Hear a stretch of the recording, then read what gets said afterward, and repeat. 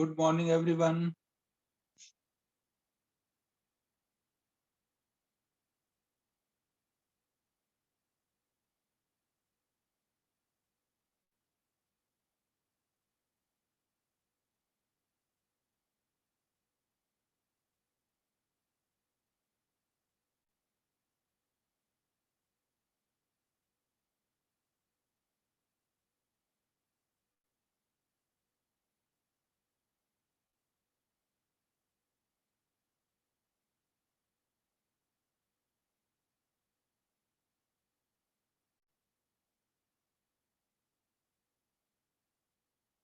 2 minute रुक जाते हैं, अभी बच्चे बहुत कम ज्वाइन किए हैं। 2 मिनट में हम लोग आगे स्टार्ट करेंगे ना।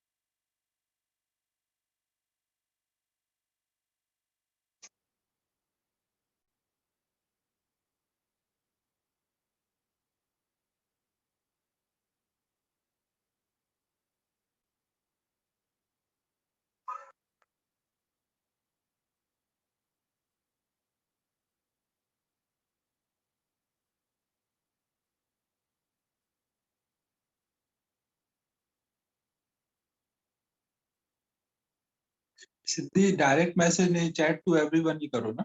तूने जो पूछा था वो सही था तेरा। मैंने करेक्शन करवा दिया है वो आंसर की में।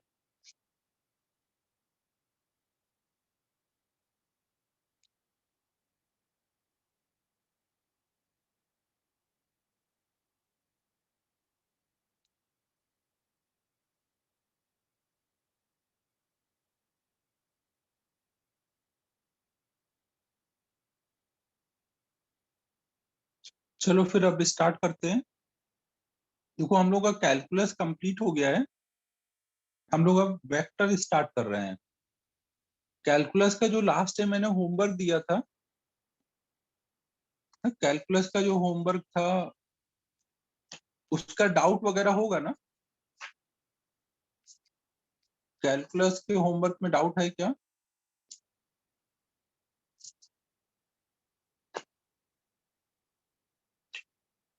डाउट ज्यादा है या एक दो ही है? डाउट बच्चों ज्यादा है या एक दो है?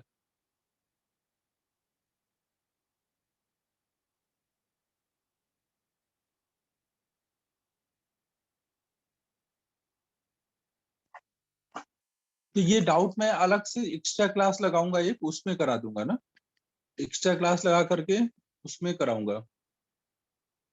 थोड़ा मुझे 1 घंटा चाहिए था, तो उसमें मैं ये सब करा लूंगा ना। आज हम लोग वेक्टर टॉपिक स्टार्ट करेंगे।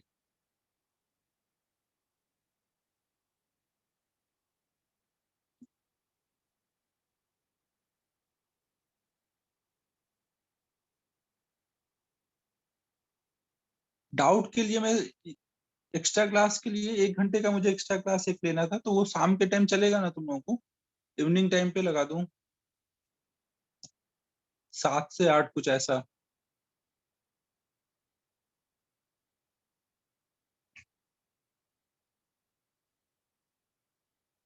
ठीक है, ठीक। तो फिर कल शाम को लगाते हैं ना, कल शाम को 7 से 8 लगा देंगे। 1 घंटे का ही रहेगा अवधूत ना, एक दिन एडजस्ट कर लेना भाई।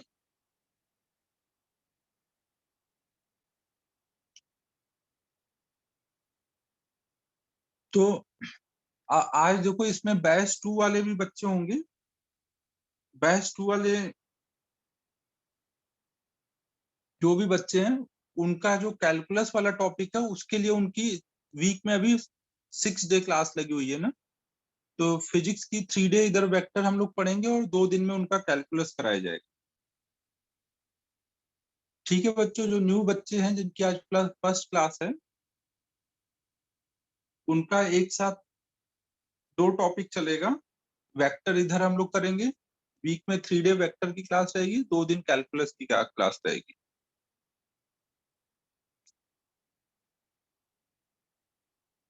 और न्यू स्टूडेंट्स के लिए कि कैसे उनको स्टडी करना है, इसके लिए मैं उनके ग्रुप पे एक लिंक शेयर कर दूंगा, वो एक बार आप देख लेना ना।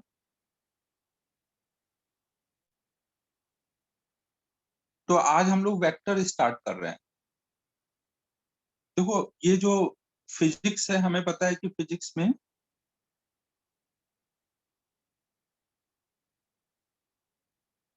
फिजिक्स को समझने के लिए हमें मैथमेटिक्स आना चाहिए।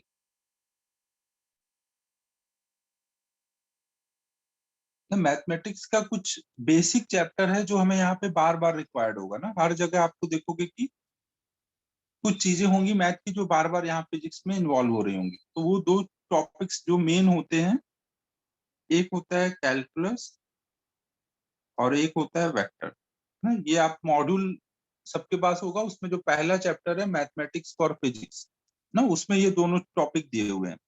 तो हम लोगों का ये टॉपिक कंप्लीट हो गया है। आज हम लोग ये टॉपिक स्टार्ट कर रहे हैं, वेक्टर ना। ये दोनों फर्स्ट चैप्टर के पार्ट है ना, फर्स्ट चैप्टर में 2 टॉपिक थे। जिनका ये टॉपिक रह गया है कैलकुलस वाला टॉपिक, वो लोगों का वीक में 2 डे कैलकुलस की क्लास लग रही है और 3 डे वेक्टर की क्लास लग रही है, तो वो भी जल्दी कवर कर ले। तो हम लोग अब वेक्टर स्टार्ट कर रहे हैं।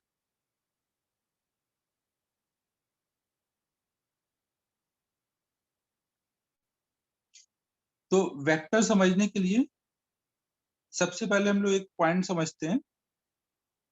देखो आपने शायद कुछ लोगों ने सुना हो या नहीं सुना हो, तो जैसे आपको ये जो चींटियां होती है ना, एंट, रेगिस्तान में अगर उनको जो खाना खोजना रहता है, एंट्स जो होती हैं रेगिस्तान में, वो देखोगे आपको ऐसे रैंडम कहीं पे भी खाने की तलाश में इधर उधर भागती रहती है।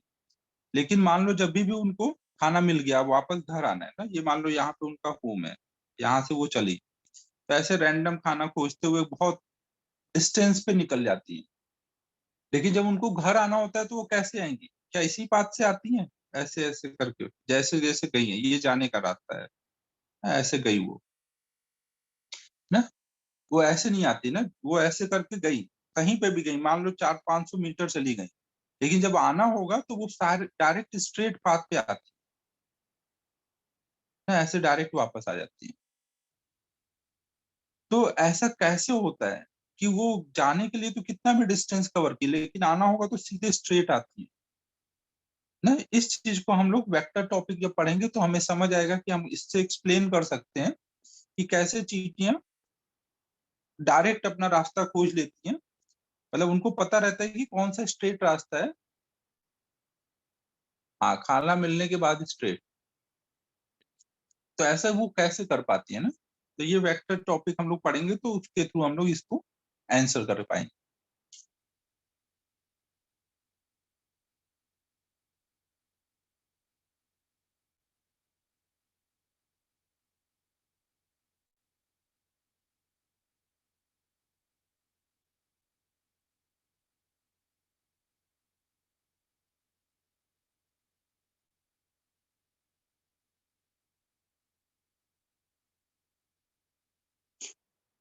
तो अब हम लोग वेक्टर जब स्टार्ट करेंगे तो उसमें सबसे पहला पॉइंट जो आएगा कि फिजिकल क्वांटिटी। फिजिकल क्वांटिटी के बारे में किसी ने सुना है?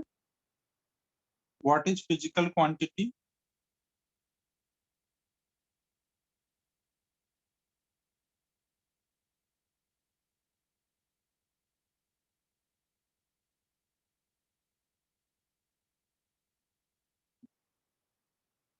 which can be measured, countable.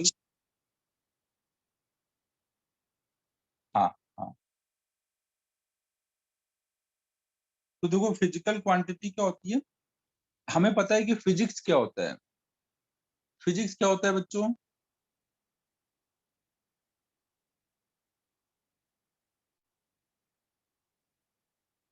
Physics बताओ बच्चों क्या होता है? Study of nature, very good. हमने देखो ये पहले भी देखा है कि फिजिक्स क्या है, स्टडी ऑफ नेचर। मतलब हमारे सराउंडिंग में जो कुछ भी हो रहा है हम बस उसी को पढ़ रहे हैं ना। तो अब जैसे हमारे सराउंडिंग में हमें पता है कि जब कोई ट्री है, ट्री से एप्पल गिरा तो वो नीचे आया, ट्री से एप्पल गिरा तो वो नीचे आया। तो वो जब नीचे आया तो इस ये यहाँ पे एक लॉ बनाया न्यूटन ने कि भाई यहाँ पर जो अर्थ है वो इस एप्पल को अट्रैक्ट कर रहा है ना। तो जो भी नेचर में हो रहा है उसी को हम लोग क्या करते हैं, लॉ बना के यहाँ पे ग्रेविटेशन का लॉ बना दिया गया। तो उस लॉ को बनाने के लिए न्यूटन ने क्या क्या यूज किया, उन्होंने बोला अर्थ है, अर्थ का कुछ मास है और वो मास एप्पल के मास को अपनी तरफ अट्रैक्ट कर रहा है ना। तो उन्होंने उसको एक्सप्लेन करने के लिए मास का यूज किया, फोर्स का यूज किया कि वो एप्पल को अर्थ अपनी तरफ खींच रहा है, फोर्स लगा रहा है। तो फोर्स का यूज किया, मास का यूज किया। तो जब भी आप कोई भी नेचर में लॉ जो हो रहा है उसको समझने के लिए, उसको समझने के लिए अरे सिद्धि मेरा ड्राइंग थोड़ा गड़बड़ ही है यार, मशरूम से ही काम चलाना पड़ेगा।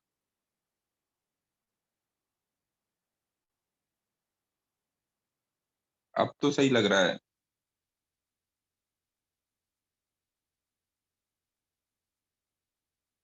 तो हमारे नेचर में जो कुछ भी हो रहा है उसको एक्सप्लेन करने के लिए हमें कुछ क्वांटिटीज की जरूरत पड़ती है ना। बिना उन क्वांटिटी के, बिना हम ये बताए कि यहाँ पे मास है, अर्थ का मास है, वो एक दूसरे को अट्रैक्ट कर रहे हैं, हम लॉ को कैसे एक्सप्लेन करें। तो कुछ भी नेचर में हो रहा है तो उसको एक्सप्लेन करने के लिए हमें कुछ क्वांटिटी लगती है ना। उन क्वांटिटी को ही हम लोग फिजिकल क्वांटिटी बोलते हैं। तो मास हो गया, फोर्स हो गया, वेलोसिटी, स्पीड, ये सब क्या है, फिजिकल क्वांटिटी है। फिजिकल क्वांटिटी क्या होते हैं? क्वांटिटीज which are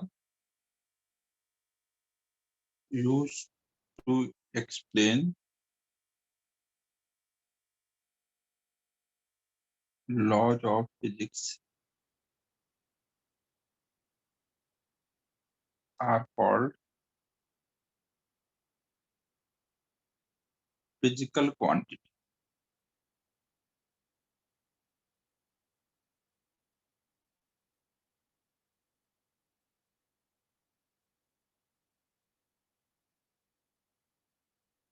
और जब भी हम कोई फिजिकल क्वांटिटी बनाते हैं ना, फिजिकल क्वांटिटी में ऐसा नहीं है कि आप कुछ भी कर लोगे, कुछ सेट ऑफ फिजिकल क्वांटिटीज बनाई गई है ना। तो वो जो फिजिकल क्वांटिटीज बनाई गई है उनको बनाने में हमने ध्यान रखा है कि वो ऐसी हों जो मेजर की जा सके ना। फिजिकल क्वांटिटी बनाने में उनको मेजर किया जा सके, ये इंपॉर्टेंट पॉइंट है ना। ऐसी चीजें जो मेजर नहीं हो सकती उनको हम फिजिकल क्वांटिटी में नहीं रख सकते। ठीक है बच्चों? जैसे आप बहुत खुश हो या बहुत दुखी हो, तो इस टाइप की चीजें जो होती हैं, कितना खुश हो कितने दुखी हो ये आप मेजर नहीं कर सकते ना। तो आपकी खुशी को या आपके दुख को हम लोग फिजिकल क्वांटिटी में नहीं रख सकते। तो बस ये ध्यान रखना है कि ये मेजर्ड होनी चाहिए।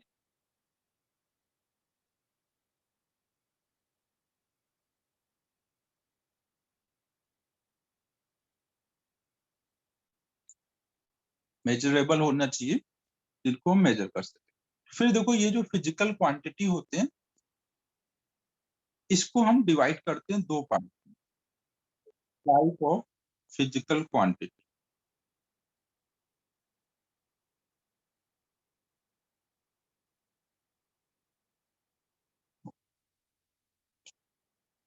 तो इसमें एक टाइप होता है स्केलर। स्केलर का नाम सुना होगा सबने, कुछ बताना चाहोगे वो कौन सी स्केलर फिजिकल क्वांटिटी होती है?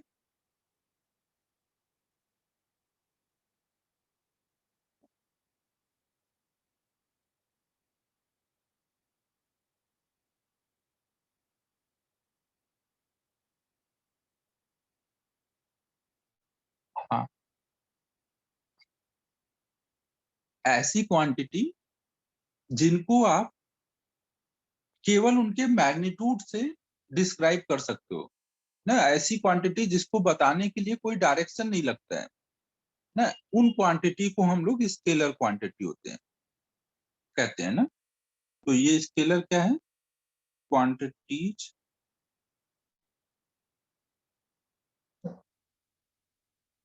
which can be described by magnitude only।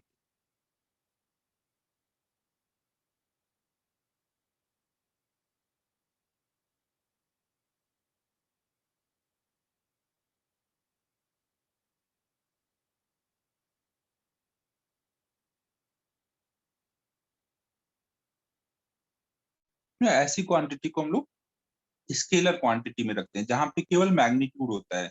Example में जैसे मास हो गया ना, मास जैसे 60 kg मान लो आपका मास है, तो आप ये थोड़ी बताते हो 60 kg ऊपर को या 60 kg नीचे को ना, 60 kg केवल बताते हो ना, उसमें कोई डायरेक्शन बताते हो क्या ना? तो मास को बताने के लिए कभी डायरेक्शन की जरूरत नहीं है ना। मान लो आप 1 किलो शुगर खरीद के लाते हो, तो यहाँ 1 किलो शुगर खरीदा, ये थोड़ी बोला कि 1 किलो शुगर नीचे को खरीदा ना, डायरेक्शन बताने की जरूरत ही नहीं है। अगर आपने बस आपने उसका मैग्नीट्यूड बताया तो उससे वो क्वांटिटी पूरी तरह से एक्सप्लेन हो जाएगी। तो ऐसी क्वांटिटी जिसको एक्सप्लेन करने के लिए डायरेक्शन नहीं लगता है, केवल उसको मैग्नीट्यूड से आप एक्सप्लेन कर सकते हो, तो उनको हम लोग स्केलर फिजिकल क्वांटिटी बोलते हैं। तो मास हो गया, वॉल्यूम हो गया, डेंसिटी हो गया, डिस्टेंस, स्पीड, तो ऐसे बहुत सारे क्वांटिटी होंगे। तो अब जैसे जैसे हम फिजिक्स पढ़ते जाएंगे हम फिजिकल क्वांटिटीज देखते जाएंगे। अभी हम यहाँ पर कुछ क्वांटिटीज हमने एग्जाम्पल में लिख दी है ना, चार्ज, टेम्परेचर, एनर्जी, टाइम, हाँ ये सब हमारे स्केलर फिजिकल क्वांटिटी है। तो हमें कुछ बस क्वांटिटी अभी देख लेने हैं, फिर धीमे धीमे हम देखते रहेंगे ना, आपको बैठ के याद नहीं करना है ना कि ये सब स्केलर है ये सब वेक्टर है, कुछ बस अभी देख लो, फिर जैसे जैसे आप फिजिक्स पढ़ते जाओगे आपको पता चलता जाएगा। अब देखो स्केलर फिजिकल क्वांटिटी को हम रिप्रेजेंट कैसे करते हैं? कोई भी स्केलर फिजिकल क्वांटिटी को रिप्रेजेंट करना होता है तो हम उसको कुछ ऐसे लिखते हैं, उसके लिए एक सिंबल बना लेते हैं, ये किस फिजिकल क्वांटिटी को बता रहा है, कोई एक्स, और फिर जो भी उसका मैग्नीट्यूड होता है वो लिखते हैं और वो उसका यूनिट लिखते हैं। जैसे मान लो हमें कहीं लेंथ को बताना है तो हम कैसे बताते हैं, एल इक्वल टू मान लो हमने लिख दिया 5 मीटर, तो एल मतलब एक सिंबल ले लेते हैं उसके लिए जिसको हम कुछ भी लेते हैं, एक्स यहाँ पे लिखा हुआ है, एल हो सकता है, लेंथ हुआ तो मास हुआ तो एम लिख देंगे, फिर उसका जो भी मैग्नीट्यूड आया वो लिखेंगे और जिस यूनिट में आया वो लिखेंगे। जैसे कहीं पे मान लो मास है 10 kg, तो हमने उसके लिए एक सिंबल लिया एम, मास के लिए सिंबल लिया एम, तो वही चीज यहाँ पे लिखा हुआ है एक्स। फिर उसको जो भी आपने मेजर किया वो वैल्यू और किस यूनिट में मेजर किया, हमेशा कोई भी फिजिकल क्वांटिटी को हम लोग ऐसे रिप्रेजेंट करते हैं। ठीक है, समझो बच्चों मैं क्या बोल रहा हूँ?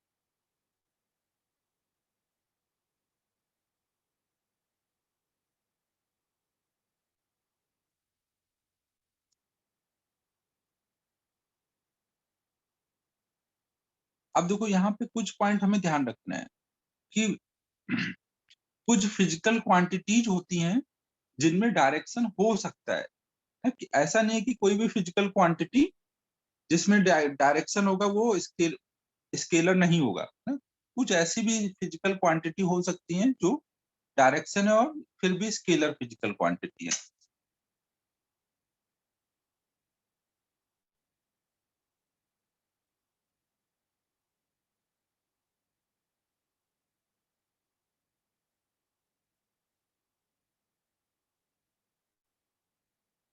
तो उनमें डायरेक्शन हो सकता है लेकिन डायरेक्शन होना ही चाहिए ऐसा नहीं है ना। स्केलर फिजिकल क्वांटिटी जो होते हैं वो मस्ट हैव डायरेक्शन ऐसा नहीं है ना, मे हैव डायरेक्शन। जैसे मान लो अगर इलेक्ट्रिक करंट होती है, मान लो इधर से कुछ I1 करंट आ रही है, इधर से I2 करंट आ रही है, मान लो I1 की वैल्यू 3 एम्पियर है, I2 की वैल्यू 5 एम्पियर है, तो आगे को कितनी करंट जाएगी? 3 और 5 अगर आ रही है तो यहाँ आगे को कितनी करंट जाएगी?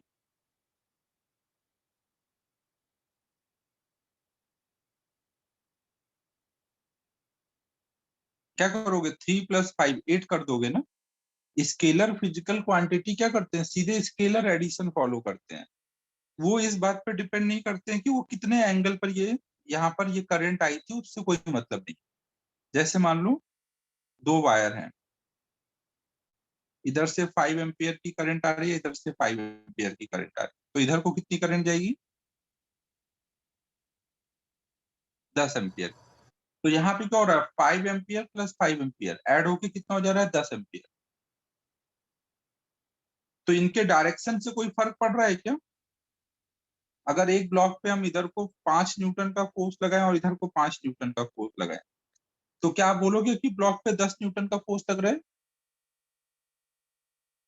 अगर हमारे पास एक ब्लॉक है, दोनों तरफ से उस पर हम 5 न्यूटन का फोर्स लगाएं, तो यहाँ नेट फोर्स कितना लग रहा है? 0 ना। 5 और 5 दोनों कैंसिल हो जा रहे हैं ना। तो देख लो आप, फोर्स के लिए जो डायरेक्शन है वो एडिशन के टाइम पे उसको यूज करना पड़ रहा है। फोर्स के लिए जो डायरेक्शन है उसको एडिशन में आप नेग्लेक्ट नहीं कर सकते, लेकिन करंट के लिए डायरेक्शन का कोई यूज हो रहा है एडिशन के टाइम पर? करंट के लिए आप देख रहे हो कि वो सिंपल स्केलर एडिशन फॉलो कर रहा है ना। ऐसी क्वांटिटी जो डायरेक्शन होने के बाद भी अगर सिंपल स्केलर एडिशन फॉलो करेंगे, वेक्टर एडिशन फॉलो नहीं करेंगे, तो उनको आप स्केलर क्वांटिटी में रखोगे ना। तो यहाँ पर इस एग्जांपल में इलेक्ट्रिक करंट भी ऐड कर दो।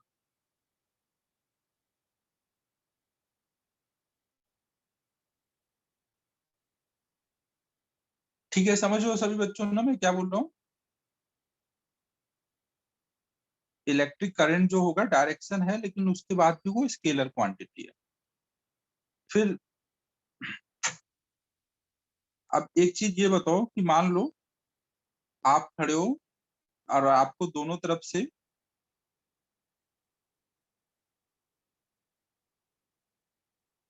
ऐसा कार ला करके अगर दबाया जाए, तो आपको क्या होगा? जो नेट प्रेशर फील होगा वो 0 फील होगा या बहुत ज्यादा प्रेशर फील होगा? अगर दोनों तरफ से कार लगा करके थोड़ा थोड़ा दबाया जाए कि जिंदा रहो आप लोग, तो क्या फील हो रहा होगा? ज्यादा प्रेशर फील हो रहा होगा ना।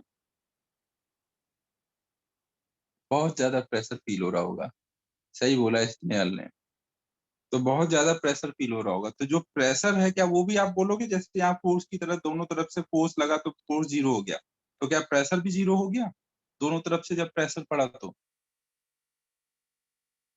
ना, प्रेशर 0 नहीं हुआ ना, प्रेशर तो और ज्यादा ऐड हो गया।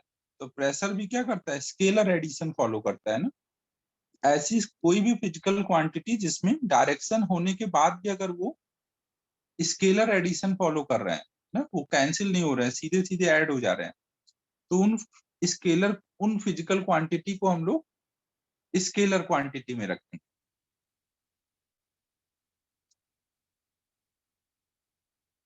ये देखो समीरन आया। ये थोड़ा जो भी करना है समीरन, वो चैट टू एवरीवन में ही करो। चैट टू एवरीवन में लिखो फिर से।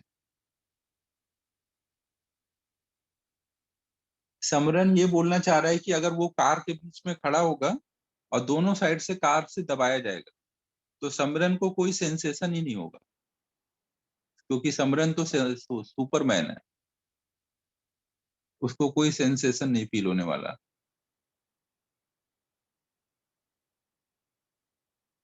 तुझे कोई सेंसेशन फील नहीं होगा समरन, दोनों साइड से कार से दबाया जाए तो। फोर्स नेट जीरो है, लेकिन प्रेशर फील होगा कि नहीं? दोनों साइड से अगर प्रेशर पड़ेगा तो ऐड होके और ज्यादा प्रेशर लगेगा ना।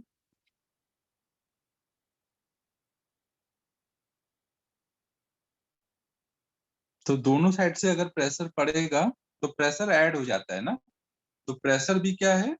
स्केलर फिजिकल क्वांटिटी है। जो जो मैं यहाँ पे रेड से लिख रहा हूँ ये सब अपने लिए इंपॉर्टेंट है ना, यही पूछे जाएंगे, क्योंकि ये तो सबको पता है कि मास स्केलर है। कंफ्यूज कहाँ हो गए? इलेक्ट्रिक करंट पूछे जाने पे कंफ्यूज हो सकते हो, प्रेशर पूछे जाने पे कंफ्यूज हो सकते हो,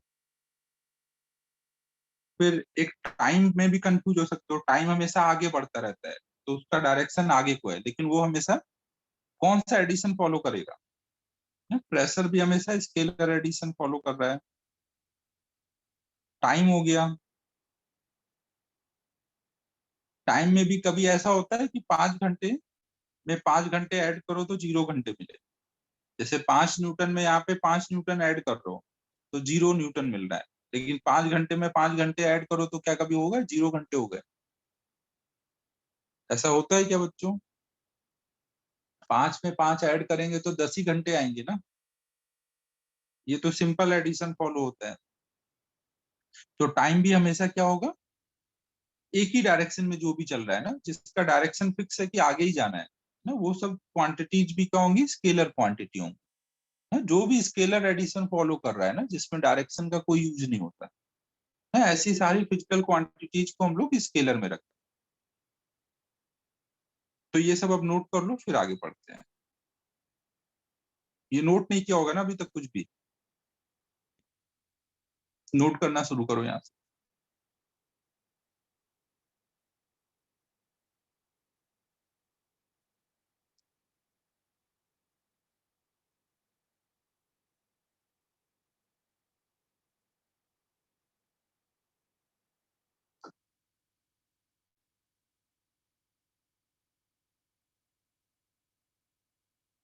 ये मैंने थोड़ा स्क्रीन छोटा कर दिया है, जिसको भी लिखना है आप वहां पे जूम कर सकते हो ना अपनी स्क्रीन पर।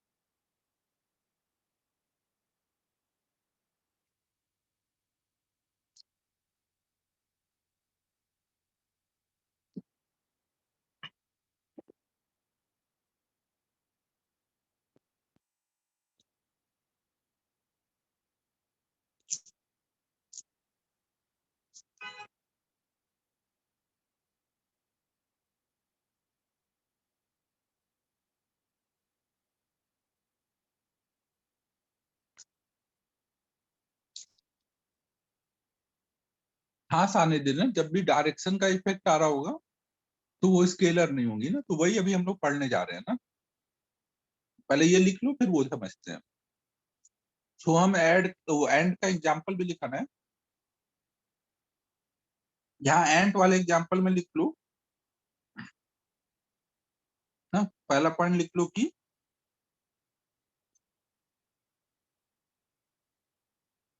स्केलर है मनुजा ना। बट अभी आप ऐसे दिमाग नहीं लगाओ कि हर एक फिजिकल क्वांटिटी खोज के ला रहे हो, पता कर रहे हो। जो अभी हमें चैप्टर में आती जाएंगी हम वो देखते जाएंगे ना। जैसे हमारा पहला चैप्टर काइनेमेटिक्स होगा, तो डिस्टेंस, स्पीड, वेलोसिटी, वेक्टर, ये सब बस हमें चाहिए। धीमे धीमे हम बढ़ाएंगे ना, जैसे जैसे आगे हम जाते जाएंगे।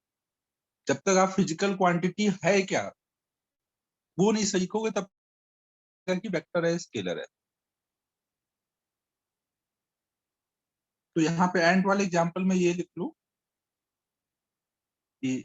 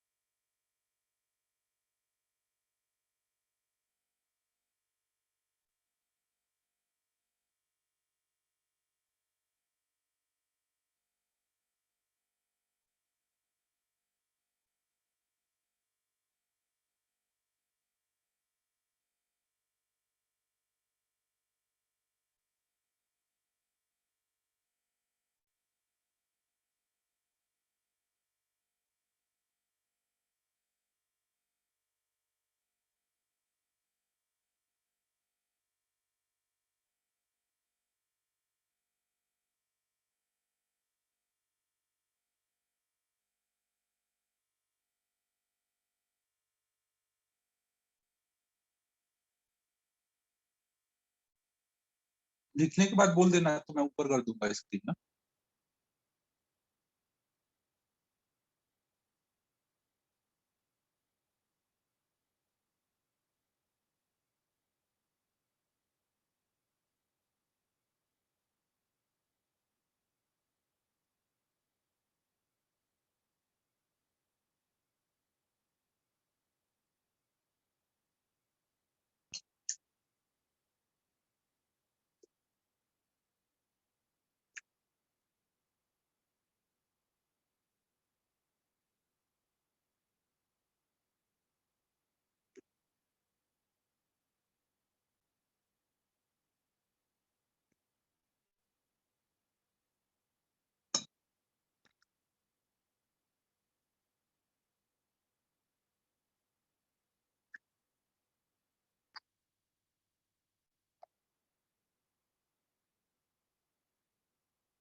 फिजिक्स में अभी तक मैंने बुक नहीं बताया ना कोई भी क्लास में। फिजिक्स के लिए कोई भी रेफरेंस बुक नहीं बताया अभी तक ना।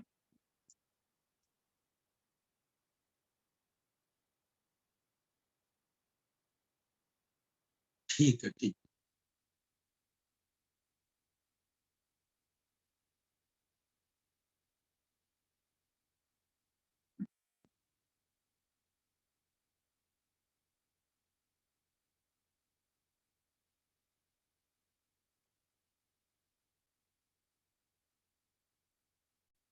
बुक देखो फिजिक्स में मार्केट में तो बहुत सारी बुक्स आपको मिल जाएगी जिनका कवर ऐसा रहता है कि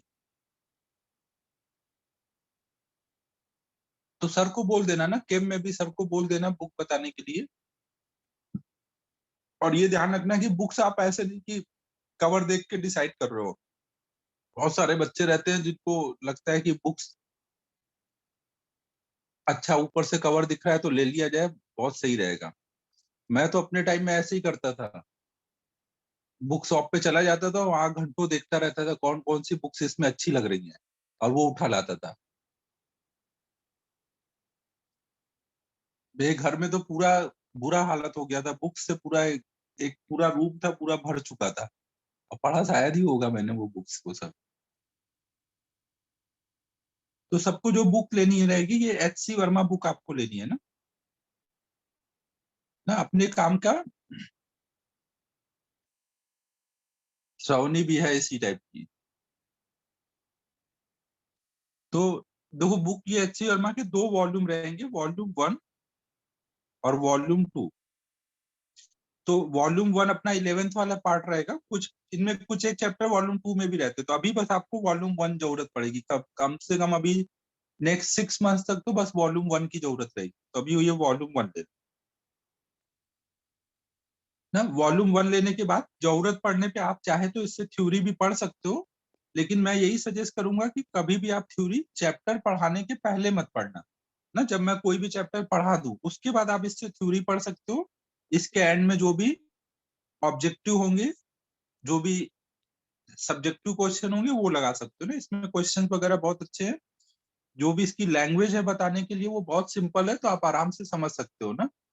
बुक में अगर लैंग्वेज सिंपल नहीं होगी तो फिर काम का नहीं रह जाता अपने को। लैंग्वेज एकदम सिंपल होनी चाहिए, तो ये एच.सी. वर्मा उस हिसाब से अच्छी बुक है। तो अगर कोई के पास एच.सी. वर्मा बुक है तो बेस्ट है वही रखो। और इसके अलावा श्रवणी नहीं, एनसीईआरटी जो है वो हमें जरूरत नहीं पड़ेगी, फिजिक्स या मैथ में एनसीईआरटी की जरूरत नहीं रहती।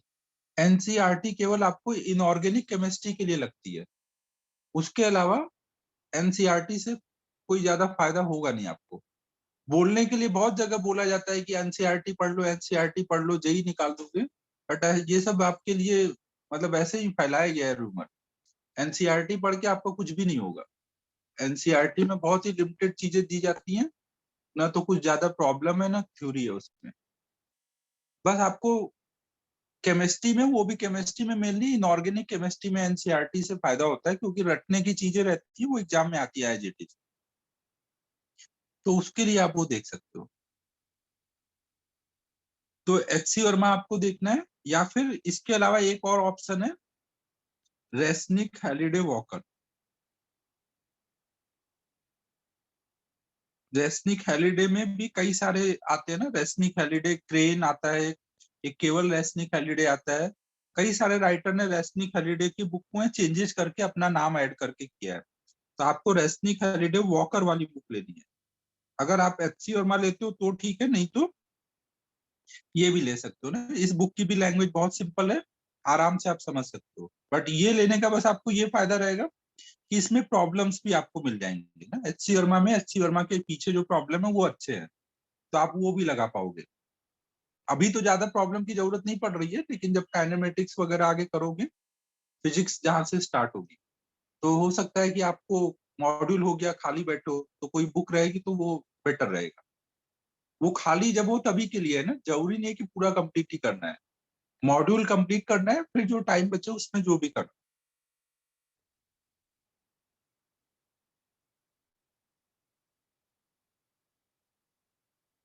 दोनों में से एक लेनी है ना, वो कोई भी आप ले सकते हो। मैं ज्यादा इसी को प्रीफर करूंगा, एच.सी. वर्मा ही लो ना। कुछ लोगों के पास हो सकता है रेसनिक हॉलीडे पड़ी हुई हो, इसलिए मैंने नाम बता दिया कि अगर कोई के पास है तो ये बुक भी रख सकते हो। और हमेशा बुक को आपको कब पढ़ना है, जब मैं कुछ भी पढ़ा दूं, जब मेरा चैप्टर पढ़ाने का काम कंप्लीट हो जाएगा, तो आप एक बार बुक को पढ़ो। तो उससे आपको फायदा क्या होगा, एक तो आपका कॉम्प्रिहेंशन वाला स्किल डेवलप होगा, क्योंकि आजकल क्वेश्चन जो आते हैं उसमें कॉम्प्रिहेंशन बेस्ड भी क्वेश्चन आते हैं, जिसमें आपको कुछ नया कॉन्सेप्ट बता दिया जाएगा और उसको पढ़ करके उस पर आंसर करना रहता है कॉम्प्रिहेंशन पे। तो वो कब आपका डेवलप होगा, जब आप थोड़ा बुक की रीडिंग करते रहोगे। तो आप जब चैप्टर खत्म हो जाए तब कर सकते हो। लेकिन पहले से क्यों नहीं बोल रहा हूँ कि पहले पढ़ लो। आपको ये लगेगा पहले से पढ़ के रखूंगा तो मैं पढ़ाऊंगा तो ज्यादा समझ आएगा, ऐसा भी सोचते हैं बहुत सारे लोग, कि पहले ही बुक पढ़ लिया जाए ताकि क्लास में ज्यादा समझ आएगा। मैं भी अपने टाइम में ऐसे ही करता था, पहले से पढ़ के जाता था ताकि क्लास में फटाफट समझ आ जाए। लेकिन उसका मुझे जो एक दिक्कत समझ आया, कि कई बार क्या होता है कि हम लोग बुक पढ़ते हैं तो कुछ चीजें तो सही समझ जाते हैं, कई बार हम लोग गलत भी समझ जाते हैं। मेरे साथ तो ये बहुत ज्यादा होता था। अपन तो क्या थे, हिंदी मीडियम वाले थे, इंग्लिश वाली बुक पढ़ के आधा ही समझ पाते थे, आधा ऊपर से उड़ जाता था। तो अगर आप पूरा पूरा समझ नहीं पा रहे हो सही से, गलत समझ जा रहे हो, तो उसमें क्या होगा कि एक कोई भी खाली कप है आपके पास, उसमें वाटर भरना इजी रहता है। पहले से कुछ भरा है फिर कुछ और भरना, वो डिफिकल्ट है। एक बार दिमाग में गलत कॉन्सेप्ट बैठ गया तो वो निकाल के सही कॉन्सेप्ट डालना ज्यादा डिफिकल्ट होता है। फ्रेश माइंड में सही कॉन्सेप्ट डालना ज्यादा इजी है। तो इसलिए बेटर यही होता है कि पढ़ने के बाद पढ़ो। एक बार दिमाग में सही कॉन्सेप्ट बैठ गया है, चीजें समझ आ गई है, फिर अगर आप करोगे, बुक पढ़ोगे, कोई दिक्कत नहीं है। आपने देखा होगा एक बार एक चीज ये कि जेई में 11th 12th वाले बच्चे भी देते हैं और 12th के बाद रिपीट करके भी बच्चे देते हैं। लेकिन जो रिपीट करके बच्चे देते हैं उनका कभी अच्छा रैंक नहीं आता। वो जेई में सेलेक्ट तो हो जाते हैं रिपीट करने के टाइम में, लेकिन कभी आज तक नहीं हुआ कि जेई का टॉपर रैंक 1 आ रहा है कोई रिपीट वाला बच्चा। रेयरली एक एक बार हुआ है ऐसा। बट मोस्टली आप देखोगे तो हमेशा 11th 12th, जो 12th पास वाले बच्चे रहते हैं वही आते हैं। क्योंकि जो रिपीट वाले बच्चे हैं वो पहली बार में नहीं हुआ है, इसका मतलब उन्होंने बहुत सारी चीजें गलत समझी हुई हैं। तो उनको वापस से रिपीट करने में क्या होगा, उनका पुराना कॉन्सेप्ट सही होके नया कॉन्सेप्ट करना रहता है। तो वो कितना भी कर लो, वो लेवल नहीं आएगा जो एक फ्रेश माइंड का समझा के होता है। तो इसलिए हमेशा यही प्रीफर करो कि पहली बार में सही चीजें पढ़ो। क्योंकि एक बार दिमाग में गलत कॉन्सेप्ट बैठ गया है, इंग्लिश में जैसे होता है ना, एक बार दिमाग में गलत प्रोनाउंसिएशन बैठ गया तो सही कर भी लो तब भी कई बार अपन दिमाग में फिर से वही आ जाता है जब अपन पहली बार देखते हैं। तो कॉन्सेप्ट में भी ऐसे ही रहता है, पहली बार में सही कॉन्सेप्ट बैठेगा तभी सॉल्विंग में आपको फायदा रहेगा ना। गलत कॉन्सेप्ट बैठेगा तो हर बार हमारा दिमाग वैसे ही चलता है। ठीक है सभी, तो बुक आप पढ़ सकते हो लेकिन चैप्टर कंप्लीट होने के बाद, और उसके एंड पे जो भी एक्सरसाइज होगा वो सॉल्व कर सकते हो ना। हमारा मॉड्यूल रहेगा, आपको वो सॉल्व तो करना ही है। मॉड्यूल के बाद जो एक्स्ट्रा टाइम बचता है अगर आपके पास, तो आप ये ले सकते हो, ये कर सकते हो। ठीक है बच्चों, ये नोट हो गया यहाँ तक।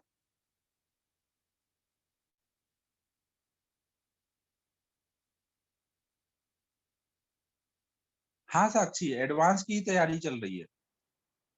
एक तो देखो अपना जो मॉड्यूल है वो मॉड्यूल ही बहुत अच्छा है। साक्षी पूछ रही है, साक्षी साथ पूछते हैं कि इससे हमारी क्या एडवांस की तैयारी हो जाएगी। तो अपना देखो जो मॉड्यूल है वो बहुत ज्यादा अच्छा है ना। उसके एक्सरसाइज अभी 3 पे आप जब जाओगे ना, जब शुरू होने दो फिजिक्स, अभी तो ये मैथमेटिक्स चल रहा है, इसमें तो एक्सरसाइज 3 है ही नहीं ना। जब फिजिक्स शुरू होगा और उसका एक्सरसाइज 3 आप लगाओगे तो आपको फीलिंग आ जाएगी कि क्या सही मॉड्यूल है। वो करने के बाद एचसी वर्मा कर लिया तो ये बहुत है, मोर देन सफिशियंट है, क्योंकि इससे ज्यादा आपके पास टाइम ही नहीं है करने को। तो हम लोग इसके बाद एचसी वर्मा के अलावा बहुत सारी टफ बुक भी करते हैं, इरोडो वगैरह, क्रोटो वगैरह बहुत करते हैं। लेकिन टाइम भी तो होना चाहिए आपके पास करने के लिए। मॉड्यूल ही करने में आपका सारा टाइम निकल जाएगा। तो इसलिए बहुत बड़ी बुक हम नहीं बता सकते आपको ना। जो बच्चे एससी वर्मा भी कर लेते हैं उनको फिर मैं सजेस्ट करता हूँ इरोडो करके एक बुक है वो करने के लिए।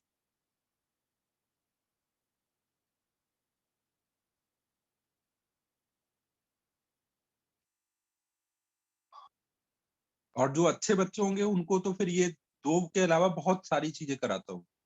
लेकिन वो उतना आप कर पाओ ना, वो भी तो है ना, सबको नहीं कराया जा सकता। और सिलेक्शन के लिए इतना चाहिए भी नहीं, सिलेक्शन के लिए आप मॉड्यूल कर लो। एचसी वर्मा कर लिया तो भी ठीक है, नहीं किया तो भी ठीक। इससे आपको एक डिसेंट रैंक मिल जाएगी। लेकिन अगर अंडर 100 रैंक चाहिए तो आपको बहुत सारी चीजें करनी पड़ती है। तो हम लोग देखो ये कहाँ तक नोट कर लियो। ये हो गया नोट, पूरा हो गया। ये नीचे वाला पार्ट कैसे कर लिया?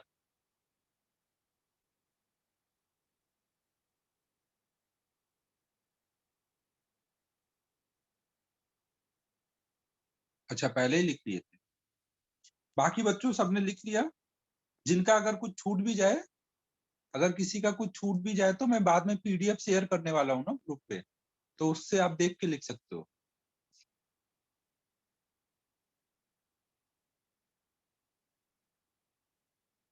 सिद्धि कहाँ पे लिख रही है अभी? तो ये ठीक है, यहाँ से लिखना है और ऊपर करूं?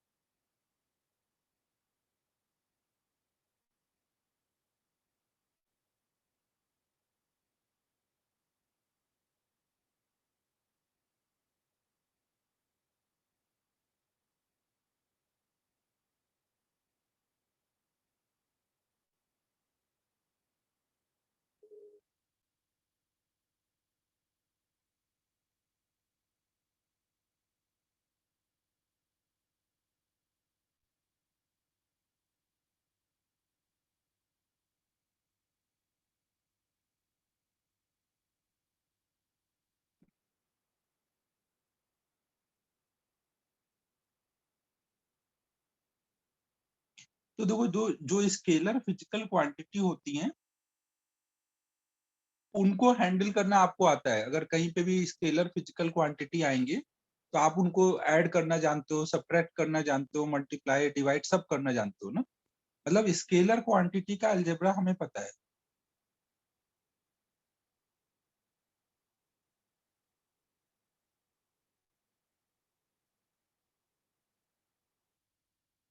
ये हमें आता है। तो इसमें कुछ सीखने का नहीं है ना, बस इतना ही हमें पढ़ना था स्केलर फिजिकल क्वांटिटी के बारे में। ऐसी फिजिकल क्वांटिटी जिसमें केवल डायरेक्शन होगा, सॉरी केवल मैग्नीट्यूड होगा, उसको हम लोग स्केलर फिजिकल क्वांटिटी बोलेंगे। डायरेक्शन हो भी सकता है, लेकिन उसको डिस्क्राइब करने के लिए हमें डायरेक्शन नहीं चाहिए, केवल मैग्नीट्यूड से हम उसे डिस्क्राइब कर सकते हैं, इसलिए उसे हम स्केलर में रखते हैं। फिर देखो, सेकेंड टाइप है फिजिकल क्वांटिटी का। सेकेंड टाइप, ये हम क्या पढ़ रहे हैं? फिजिकल क्वांटिटी के टाइप पढ़ रहे हैं ना, टाइप ऑफ फिजिकल क्वांटिटी। तो एक टाइप होता है स्केलर, दूसरा टाइप होता है फिजिकल क्वांटिटी का जिसको हम बोलते हैं vector.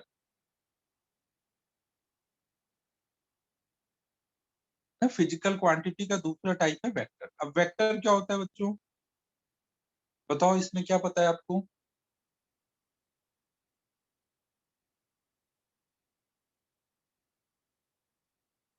Vector quantity has both magnitude and direction.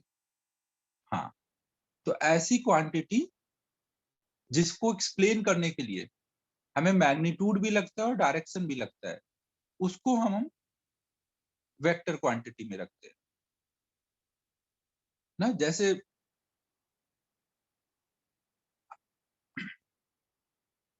जब एप्पल ट्री से गिरा, तो उस पे फोर्स लगा, तो फोर्स किधर लगा? नीचे को लगा या ऊपर को लगा? ये भी आपको बताना पड़ेगा ना। फोर्स ऊपर को लगेगा तो नहीं ये काम होगा कि नीचे आएगा वो। जब यहाँ से एप्पल गिरते ही नीचे गिर रहा है, तो जो जब हम बताते हैं कि इस पे अर्थ फोर्स लगाता है, तो फोर्स में हमें ये भी बताना पड़ेगा कि फोर्स नीचे को लग रहा है। तो जब फोर्स को बताओगे तो वहां डायरेक्शन भी बताना पड़ेगा। तो ऐसी फिजिकल क्वांटिटी जिनको एक्सप्लेन करने के लिए, जिनको डिस्क्राइब करने के लिए हमें केवल मैग्नीट्यूड से काम नहीं होगा, डायरेक्शन भी लगेगा, है, उनको हम लोग वेक्टर क्वांटिटी में रखेंगे। तो वेक्टर के लिए क्या क्या होना चाहिए? एक तो वेक्टर क्वांटिटी में मैग्नीट्यूड होना चाहिए,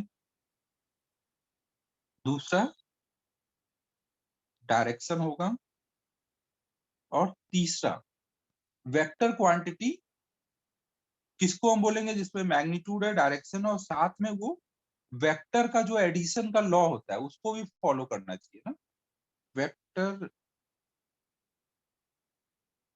एडिशन लॉ फॉलो करना चाहिए। अगर कोई क्वांटिटी में ये तीन चीजें हो रही हैं, तभी आप बोलोगे कि वो क्वांटिटी वेक्टर क्वांटिटी है। जैसे मान लो, एक ब्लॉक पे इधर को 5 न्यूटन का फोर्स लग रहा है, और यहाँ पे भी 5 न्यूटन का फोर्स लग रहा है।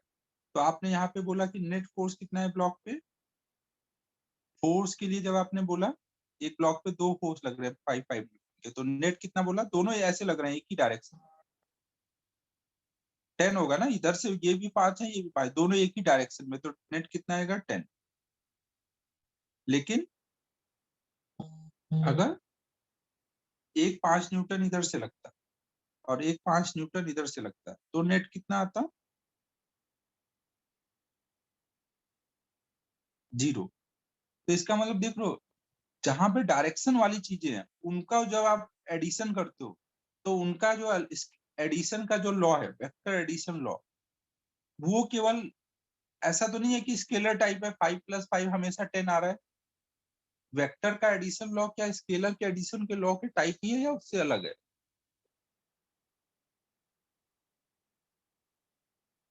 वेक्टर का एडिशन का लॉ और स्केलर के एडिशन के लॉ दोनों अलग अलग है ना। वेक्टर का एडिशन में कभी 5 + 5 0 हो सकता है, कभी 5 + 5 10 हो सकता है, या फिर इसके अलावा भी वैल्यूज हो सकती है। डायरेक्शन पे भी डिपेंड करेगा कि जो वेक्टर है उनके बीच में एंगल कितना है। लेकिन 5 केजी शुगर में 5 केजी शुगर ऐड करूंगा तो कभी आएगा 0 KG sugar. 5 KG sugar plus 5 KG sugar हमेशा कितना देगा? 10 केजी शुगर। तो स्केलर एडिशन लॉ तो एकदम ही अलग है ना। ऐसा तो होगा नहीं कि भाई किराना की दुकान पे गए और 2 बार बोल दिया 5 केजी शुगर दे दो, फिर बोल दो 0 हो गया ये तो पैसे नहीं दूंगा। 5 केजी शुगर फिर बोलो 5 केजी, फिर बोलो 5 से 5 कैंसिल हो गए 0 हो गया। तो ऐसा तो नहीं पॉसिबल है ना। तो इसका मतलब क्या हुआ? किराना की दुकान वाला बोलेगा आ जाओ बेटा तुमको सब जाता हो 5 + 5 कितना होता है।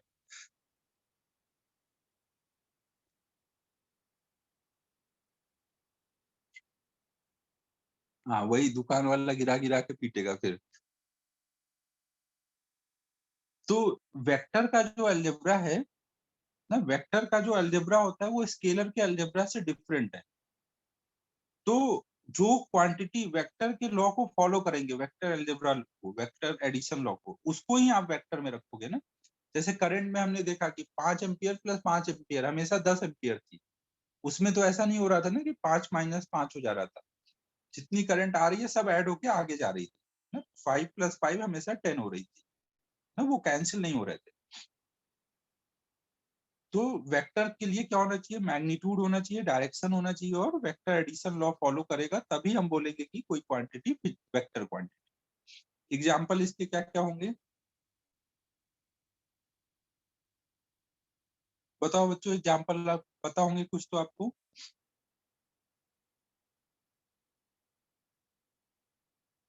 Force, magnetic field.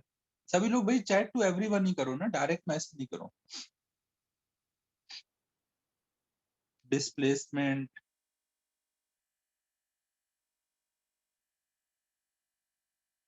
Velocity, force ना, तो ऐसे बहुत सारे क्वांटिटी होंगे जो एक्सेलरेशन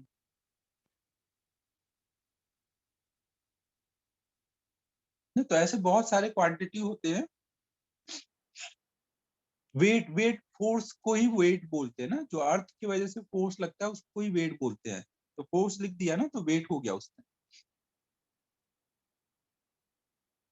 तो ऐसी क्वांटिटी जिनमें डायरेक्शन था और वो वेक्टर एडिशन लॉ फॉलो कर रहे थे, उनके हमने कुछ एग्जांपल रखे। अब देखो इसके अलावा भी बहुत सारे एग्जांपल होते हैं, बट यहाँ पे अब हम हर क्वांटिटी तो लिख नहीं सकते, बहुत सारी चीजें तो अभी आपने पढ़ी ही नहीं है, तो उनको लिखने का कोई सेंस नहीं है ना। वो जैसे जैसे हम पढ़ते जाएंगे वो हमें समझ आती है। अब देखो यहाँ पे कुछ एक क्वांटिटी होंगे जो कंफ्यूजन क्रिएट कर सकते हैं, तो उसके बारे में बस हम लोग देख लेते हैं जो अभी पूछी जा सकती है। तो जैसे एक होता है एरिया। एरिया क्या होगा? वेक्टर होगा स्केलर होगा?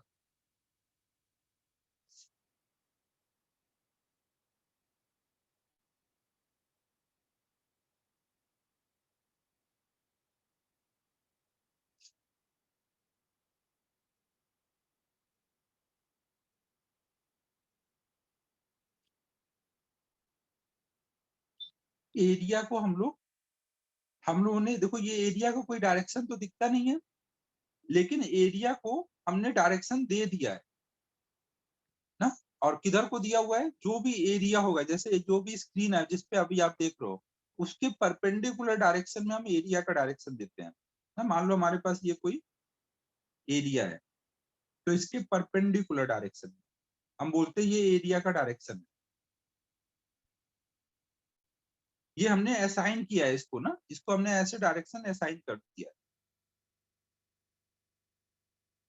तो उसका फायदा क्या होगा वो हमें आप बाद में समझ आएगा ना, लेकिन अभी के लिए आपको मानना पड़ेगा कि area is a vector quantity और उसका डायरेक्शन किधर होता है, perpendicular to area, perpendicular to area.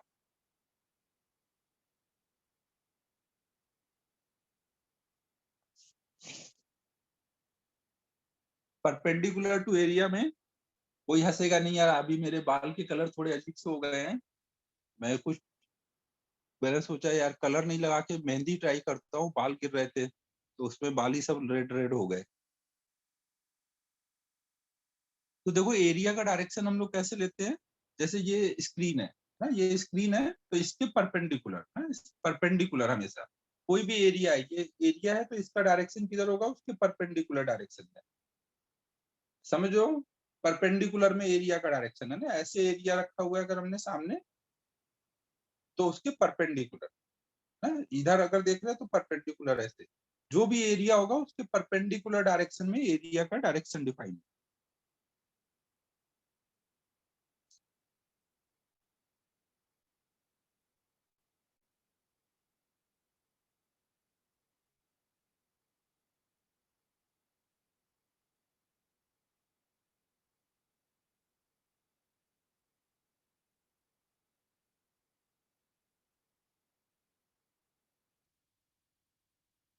ये समीरन बोल रहा है कि प्राण लग रहा हो, ये प्राण का तो कुछ लॉजिक नहीं है यार, उसके तो बाल सही थे भाई, उसके कहाँ रेड बाल थे।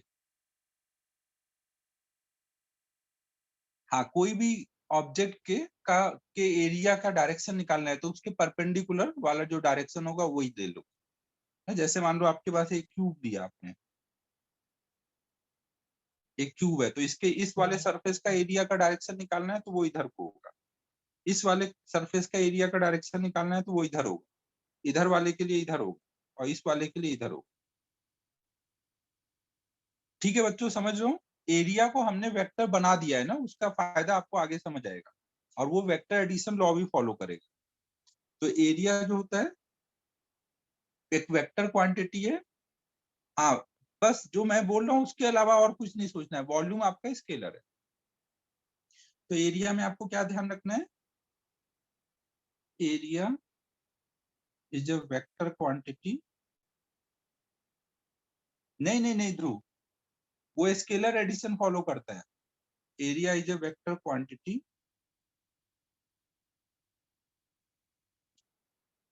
इसको देखो अभी आप नहीं ज्यादा समझने का ट्राई करो, ये मैं आपको आगे समझाऊंगा ना कि कैसे ऐसा होता है। अभी के लिए आप इसको याद कर लो ना, अभी समझाने जाऊंगा तो सर पकड़ के बैठ जाओगे, अभी याद कर लो इसको।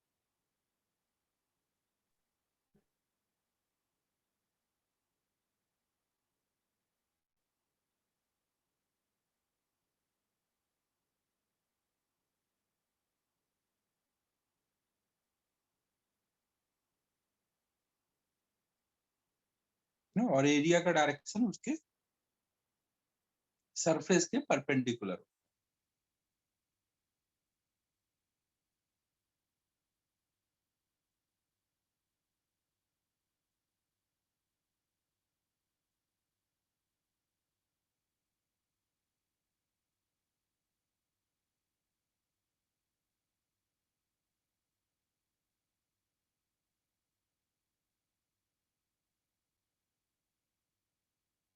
तो ये हमने देखो कुछ वेक्टर स्केलर के एग्जांपल देखे ना, यहाँ पे देखो कौन कौन से में एरो यहाँ पे जो होता है वो डायरेक्शन बता रहा है ना, ये एरो का डायरेक्शन, ये एरो जो होता है डायरेक्शन बताता है कोई भी वेक्टर का है। ये जो एरिया है, एरिया का डायरेक्शन हम ऐसे एरो बना के दिखाते हैं।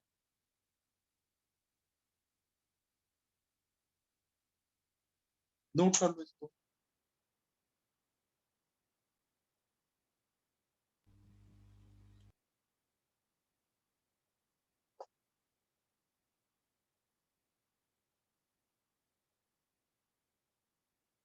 ये सेकेंड डायग्राम में मैंने एक क्यूब दिखाया है ना, क्यूब का इस सरफेस का ऊपर वाले सरफेस का एरिया का डायरेक्शन दिखाया है। ना, ये वाला जो डायरेक्शन है ये इधर साइड वाला जो सरफेस है उसका डायरेक्शन है ना। क्यूब में ऐसे सरफेस दिख रहे होंगे ना, सामने से देखोगे मतलब ऐसे ये कुछ सरफेस होंगे ना, तो कुछ सरफेस का मैंने यहाँ पे एरिया का डायरेक्शन दिखाया है।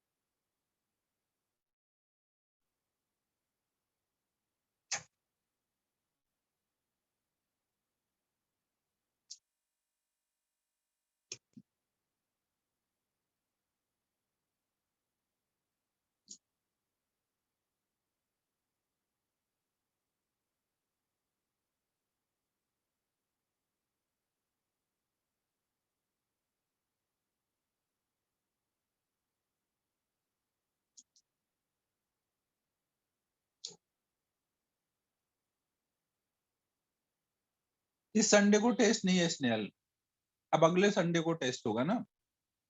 अभी कुछ दिन तक ऑल्टरनेट संडे ही टेस्ट रखते हैं।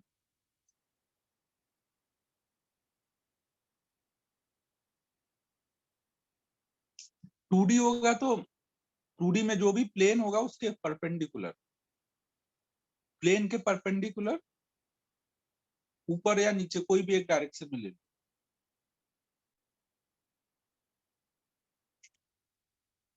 एरिया में अभी ज्यादा दिमाग लगाना नहीं है क्योंकि ज्यादा कुछ मैंने पढ़ाया नहीं है ना। एरिया में बस आपको याद कर लेना है कि एरिया वेक्टर क्वांटिटी है और उसका डायरेक्शन उसके सरफेस के परपेंडिकुलर होता है।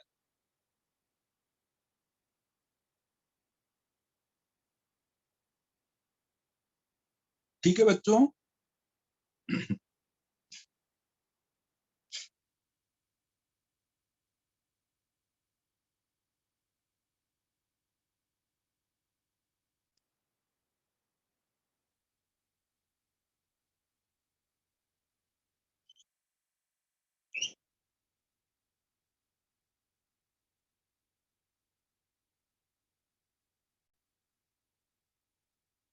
अब देखो नेक्स्ट पॉइंट आता है कि हम एरिया को रिप्रेजेंट कैसे करेंगे, सॉरी वेक्टर को रिप्रेजेंट कैसे करेंगे, रिप्रेजेंटेशन ऑफ वेक्टर।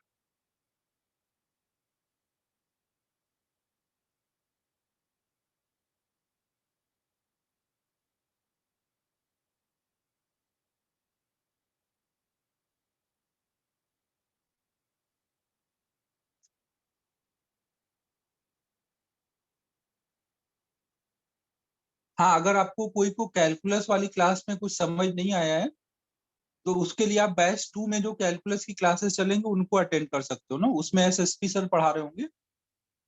बैच 2 में आप पंकज सर को बोलोगे तो वो ऐड कर देंगे। तो बैच 2 वाली क्लास अटेंड कर लो, तो जिनको लगता है कि चाहिए और रिवीजन वो कर सकते हो।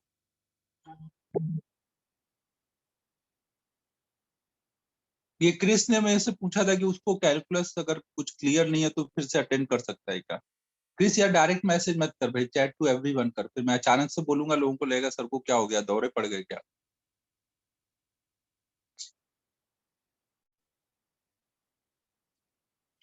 तो देखो नेक्स्ट हम लोग देख रहे हैं रिप्रेजेंटेशन ऑफ वेक्टर। तो वेक्टर को देखो हम लोग रिप्रेजेंट करने के लिए दो तरीके लगाते हैं। एक तो तरीका होता है ग्राफिकल या पिक्टोरियल मेथड।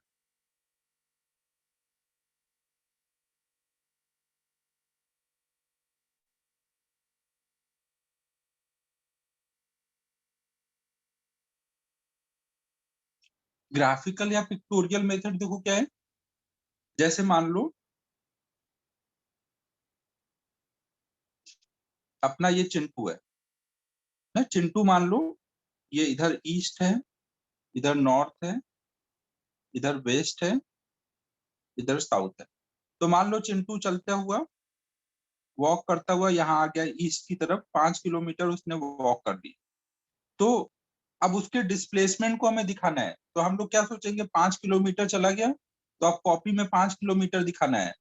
तो कॉपी में 5 किलोमीटर को एज इट इज तो दिखा नहीं सकते, कॉपी के बाहर निकल जाएगा सब कुछ। तो हमें क्या करना पड़ता है पिक्टोरियल मेथड में कि अगर वो इधर को गया ऐसे, तो हम लोग एक स्केल ले लेते हैं ना? हम मान लेंगे कि भाई 1 किलोमीटर बराबर है कॉपी में 1 सेंटीमीटर। तो अगर हम 5 सेंटीमीटर की लाइन ऐसे ड्रॉ कर दें ना, और वो किधर को दिखा रहे हैं, ईस्ट की तरफ, ईस्ट की तरफ ऐसे हम 5 किलोमीटर की लाइन ड्रॉ कर दें और ऊपर यहाँ लिख देंगे 5 किलोमीटर ना, तो इससे हमें एक आइडिया लग जाएगा कि हमारा डिस्प्लेसमेंट इधर को हो रहा है और उसका मैग्नीट्यूड कितना है 5 किलोमीटर। तो ये पिक्टोरियल मेथड या ग्राफिकल मेथड इसमें बोलते हैं। समझ आ रहा है सभी को? ग्राफिकल या पिक्टोरियल मेथड में जिधर को भी वेक्टर होगा, जिधर को भी वेक्टर होगा हम उधर को क्या करते हैं, एरो बना के ऐसे दिखाते हैं। तो एरो का जो हेड होगा ना, एरो का जो हेड होगा वो क्या रिप्रेजेंट करेगा, डायरेक्शन ऑफ वेक्टर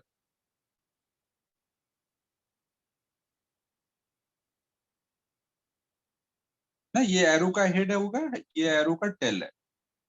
टेल जहां रख रहे होगे वहां से एक तरह से वो स्टार्ट कर रहा होगा, ये दिखा रहे हो। और हेड से टेल तक की जो ये लेंथ होगी, ये लेंथ उसका क्या रिप्रेजेंट करता है, मैग्नीट्यूड ऑफ वेक्टर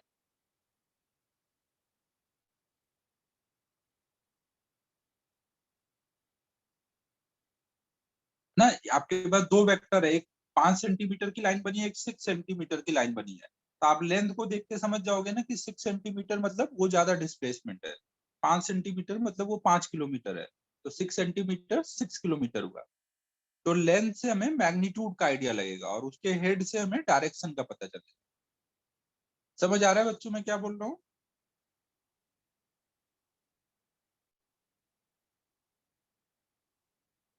नोट करो इसको।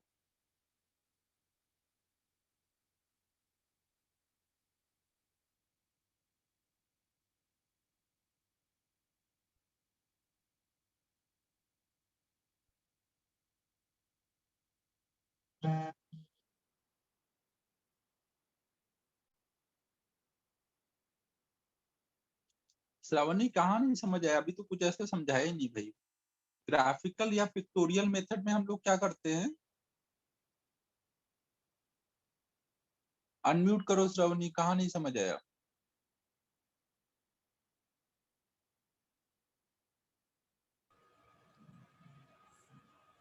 सर अभी जो आपने बताया ना ग्राफिकल पिक्टोरियल मेथड में, वो एक बार रिपीट करो ना।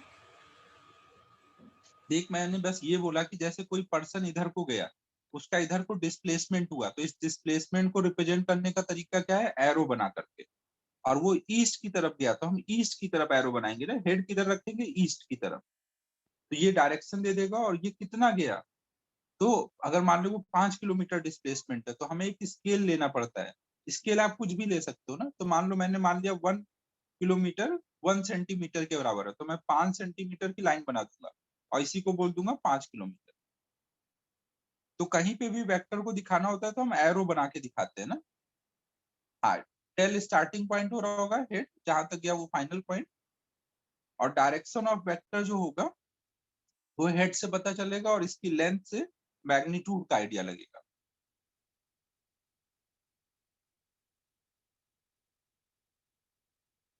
सवनी इसमें तो कुछ ऐसा एक्सप्लेन ज्यादा किया ही नहीं है कि ना समझ आए कुछ, ऑब्वियस सी चीज है ये।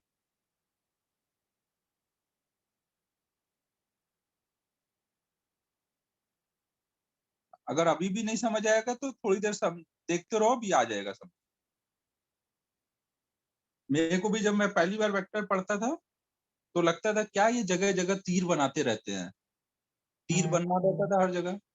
मैं पहली बार खुद से ही पढ़ रहा था तो परेशान हो गया था, यार क्या चल रहा है ये सब। फिर जाता था बुक वाली शॉप पे और रंग बिरंगी नई बुक्स लेके आता था कि इसको पढ़ के देखता हूँ, इससे शायद क्लियर हो जाए।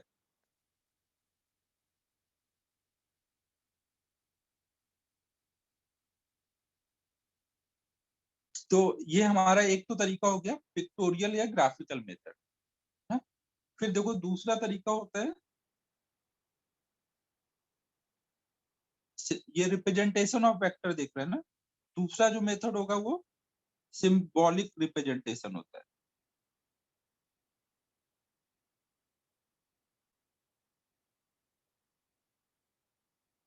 सिंबॉलिक रिप्रेजेंटेशन में हम 3 टाइप से रिप्रेजेंट करते हैं। एक होता है डबल लेटर रिप्रेजेंटेशन।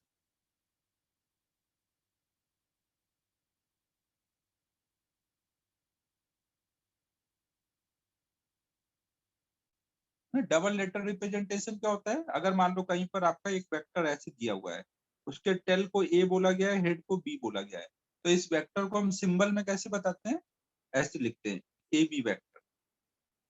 जो पहले लिखा होता है वो टेल को बताता है ना, और जो बाद में लिखा होगा वो हेड को बताएगा। और इसमें ये जो ऊपर एरो लगा रहता है ये बताता है कि ए बी एक वेक्टर क्वांटिटी है। नहीं, ये डायरेक्शन नहीं बता रहा है ना, यहाँ पे ये एरो डायरेक्शन नहीं बता रहा है, ये केवल क्या बता रहा है कि ए बी एक वेक्टर क्वांटिटी है। ऐसा नहीं है कि ये वेक्टर इधर जा रहा है तो आपने ए बी लिखा और ए बी के ऊपर उधर को एरो है उधर को एरो बना दिया। वेक्टर इधर जा रहा है तो आपने ए बी लिखा उसके ऊपर इधर एरो बना दिया ना, ऐसा नहीं है ना, ये एरो से डायरेक्शन नहीं बताना है। नहीं, ये केवल क्या होता है, ये बताने के लिए होता है कि ए बी एक वेक्टर क्वांटिटी है। बात समझ आ रही है मैं क्या बोल रहा हूँ?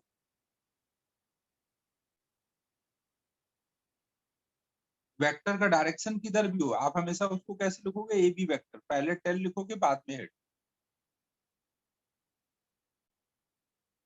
मान लो कोई वेक्टर कुछ ऐसे दिया हुआ है पी क्यू, तो इसको कौन सा वेक्टर बोलोगे, पी क्यू वेक्टर बोलोगे या क्यू पी वेक्टर बोलोगे?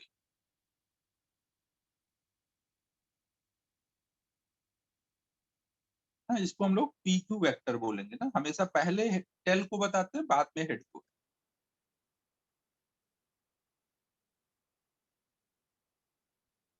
फिर देखो सिंबल में अगर हमें इस वेक्टर के मैग्नीट्यूड को बताना है, कोई भी वेक्टर के मैग्नीट्यूड को सिंबल में कैसे बताते हैं, अगर हम ए बी वेक्टर जो है उसकी दोनों तरफ ऐसे मॉड लगा दें, दो वर्टिकल लाइन ऐसे ड्रॉ कर दें तो इसको मॉड बोलते हैं ना। तो अगर हमने मॉड ए बी लिखा है तो इसका मतलब होता है ये हम मैग्नीट्यूड की बात कर रहे हैं, ए बी वेक्टर के मैग्नीट्यूड को बता रहे हैं।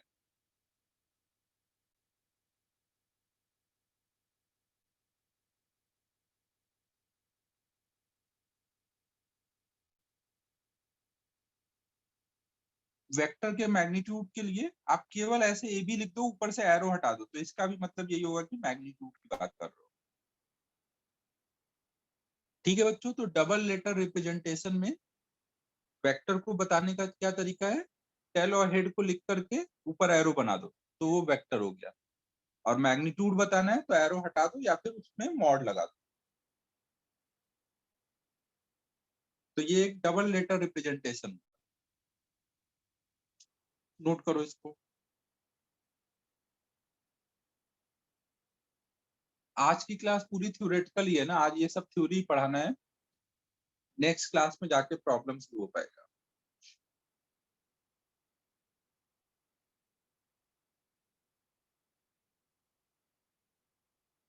फिर देखो रिप्रेजेंटेशन का एक और तरीका होता है सिंगल लेटर रिप्रेजेंटेशन।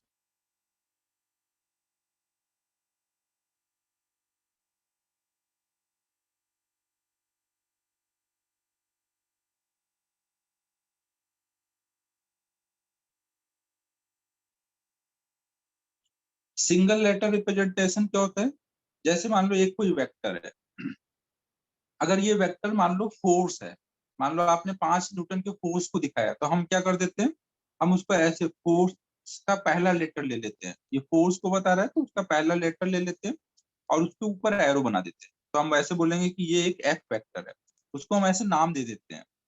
मान लो आपके पास कोई वेलोसिटी है जो ऊपर को है, मान लो 5 मीटर पर सेकेंड की एक वेलोसिटी है ऊपर को, तो आप इसको कैसे दिखा दोगे, ऐसे वी से दिखा दोगे, वेलोसिटी का वी लेके ऊपर एरो दिखा दोगे, बोलोगे यहाँ पे वेलोसिटी को वी वेक्टर से दिखाया जा रहा है, ये एफ वेक्टर है ये वी वेक्टर है। ठीक है, और अगर हमें उसके मैग्नीट्यूड को दिखाना रहेगा तो हम वहां पे ऐसे मॉड लगा देंगे, मॉड लगा के केवल 5 लिख दिया तो मतलब हम 5 न्यूटन का जो फोर्स था उसका मैग्नीट्यूड देख रहे हैं, यहाँ पे वी का मॉड लगा के 5 लिख दिया तो हम केवल मैग्नीट्यूड देख रहे हैं, या फिर हम केवल एफ इक्वल टू 5 लिख सकते हैं। ऊपर से एरो हटा दो या मॉड लगा दो ना तो वो मैग्नीट्यूड होगा।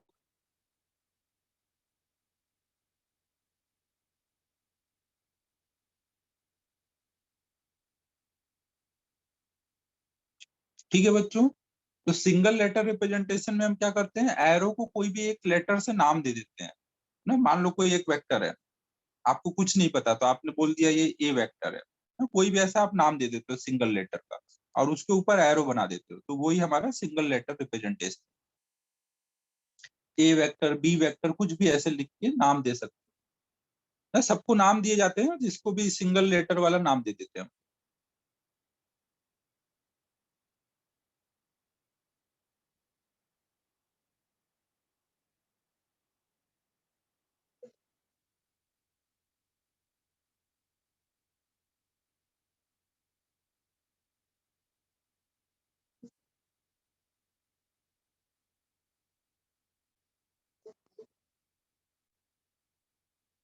फिर देखो, एक तीसरा और तरीका होता है रिप्रेजेंट करने का, बोल्ड लेटर रिप्रेजेंटेशन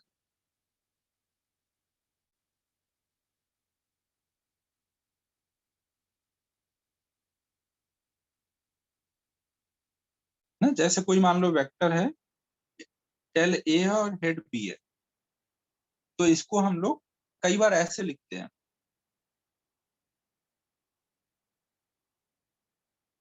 ना, इसको हम बोल्ड लेटर में लिखते हैं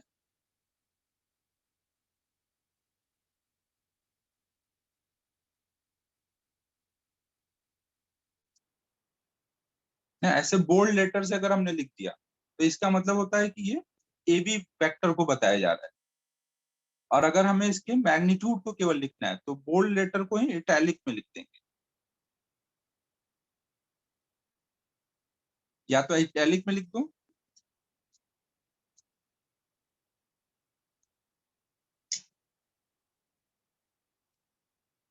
या फिर आप ऐसे मॉड लगा के लिख दो ना। ये दोनों हमारे मैग्नीट्यूड बताएंगे।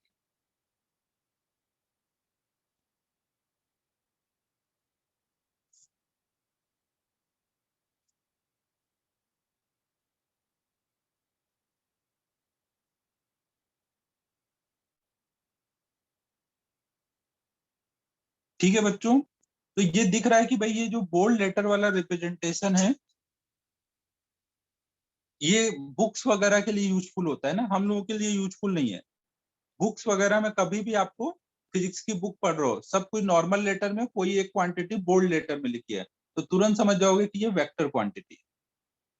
समझ आ रहा है बच्चों? अक्सर हमसे ये गलतियां होती है ना, पेपर में जब क्वेश्चन आते हैं तो वो कई बार ये वाला रिप्रेजेंटेशन यूज करते हैं, और आप लोग क्या है, ये वाला हम लोग तो सॉल्विंग में यूज करेंगे नहीं तो हम भूल जाते हैं। फिर आप ही बाद में पूछोगे कि ये कहाँ बोला गया था वेक्टर क्वांटिटी ना। ये कोई बोलेगा नहीं ना, अगर कोई भी चीज बोल्ड लेटर में लिखी है तो आपको उसको वेक्टर लेके ही सॉल्व करना रहेगा।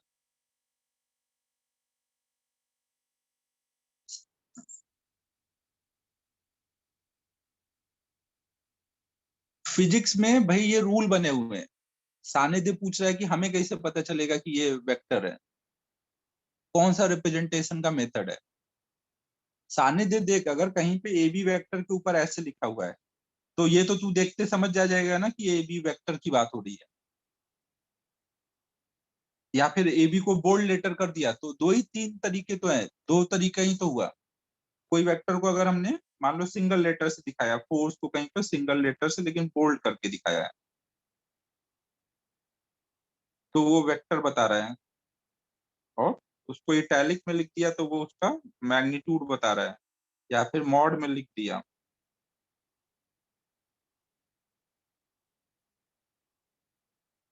तो वो मैग्नीट्यूड बता रहा है। अभी देखो जो मैं बोल रहा हूँ बस आपको वो ध्यान रखना है ना। हाँ वही तो है सिमरन यार, ये सब चीजें बहुत नॉर्मल चीज है ना, इन पे ज्यादा टेंशन नहीं लो। जो मैं बोल रहा हूँ बस अभी आप नोट कर लो ना, ये सब धीमे धीमे चीजें आपके दिमाग में सेट हो जाएंगी, और कैसे यूज करना है वो भी समझ आ जाएगा ना। अभी बस आप जो बोला जा रहा है उतना समझ लो।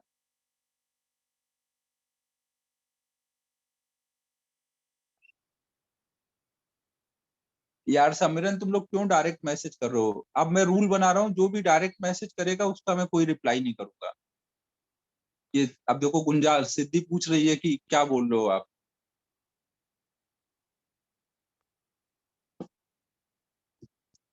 सिद्धि ये सब तुम्हारे काम की बातें नहीं थी ना, तुम बादाम खाओ और मस्त रहो, पढ़ाई पे फोकस करो।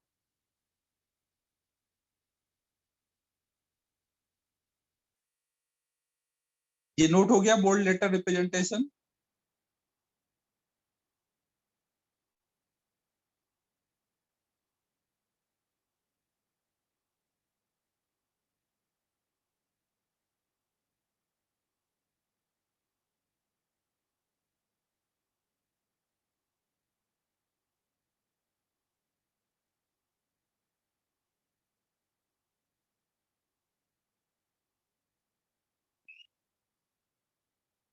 ये समझ आ गया ना सिद्धि, यहाँ जो बताया हुआ है वो समझ आ गया ना, इसमें कोई डाउट तो नहीं है?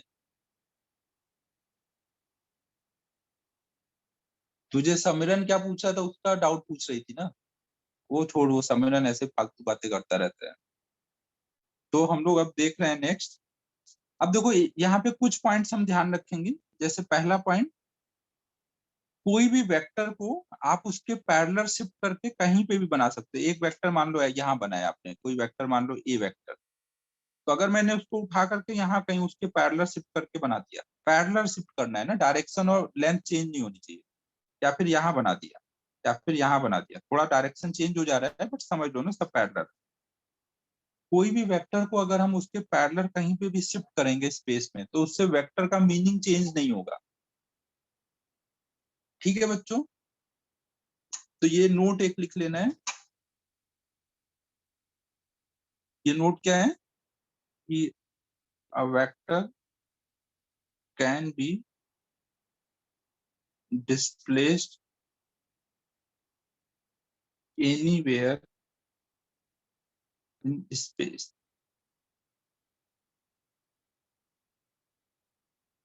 एनीवेयर इन स्पेस, और कैसे डिस्प्लेस करना है? Parallel to itself.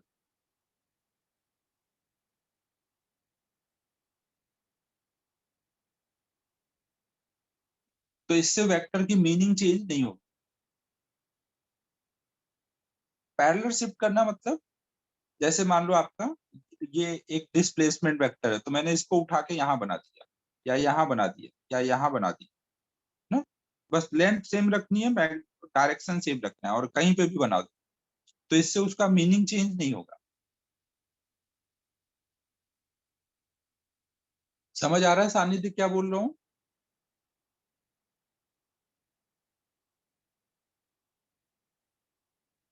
ये सब बहुत एडवांस बातें कर रहा हूँ यार, ऊपर से जा सकता है।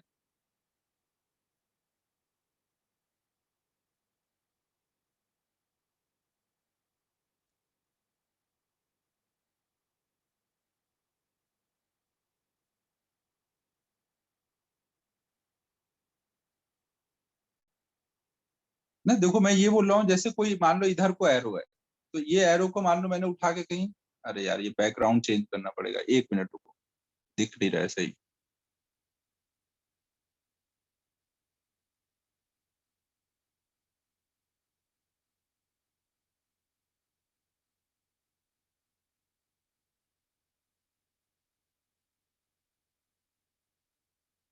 अभी सही दिख रहा है ना?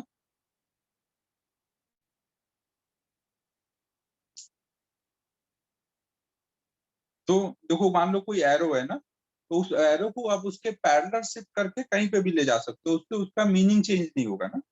आप उसको वेक्टर को उसके पैरेलल कहीं पे भी ऐसे शिफ्ट कर सकते हो ना। कोई मान लो इधर को फोर्स वेक्टर है, तो यहाँ दिखाओ, या इसी के पैरेलल यहाँ दिखा दो, इधर दिखा दो, सब सेम ही है ना, उससे उसका मीनिंग चेंज नहीं होगा।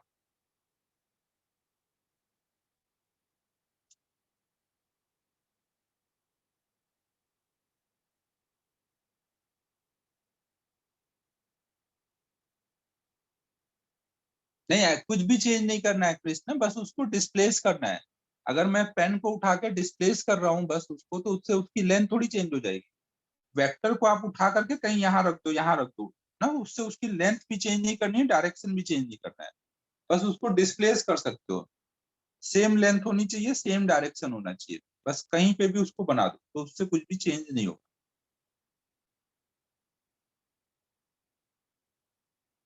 सानिध्य समझ आया क्या बोल रहा हूँ?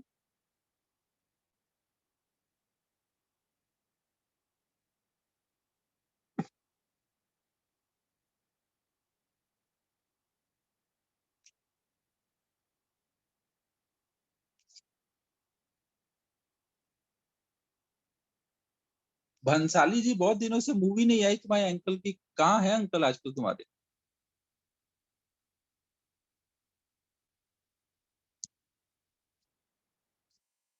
जो नए बच्चे हैं उनको थोड़ा पता नहीं होगा, तो अपने बीच में संजय लीला भंसाली जी के अंकल, मतलब उनके क्या बोलेंगे उसको, उनका निस भी पड़ता है क्रिस भंसाली। यार अब बातें मत घुमाओ यार क्रिस, अब तो ये मानना ही पड़ेगा कि संजय लीला भंसाली जी अंकल है तुम्हारे।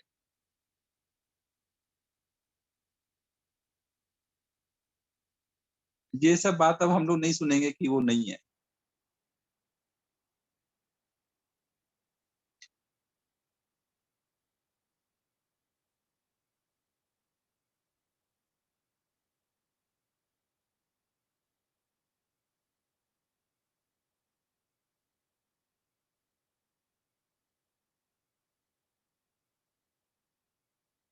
यार यहाँ पे मैं मूवी वूवी की बातें कर रहा हूँ, सानिध्य डायरेक्शन भी कर नहीं पा रहा है। यहाँ अपने बीच में स्टार बच्चा बैठा हुआ है क्रिस भंसाली, और सानिध्य तुम अभी भी यही डायरेक्शन में ही लगे हुए हो।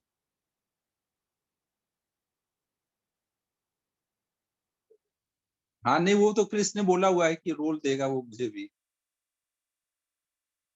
कोई अच्छा रोल।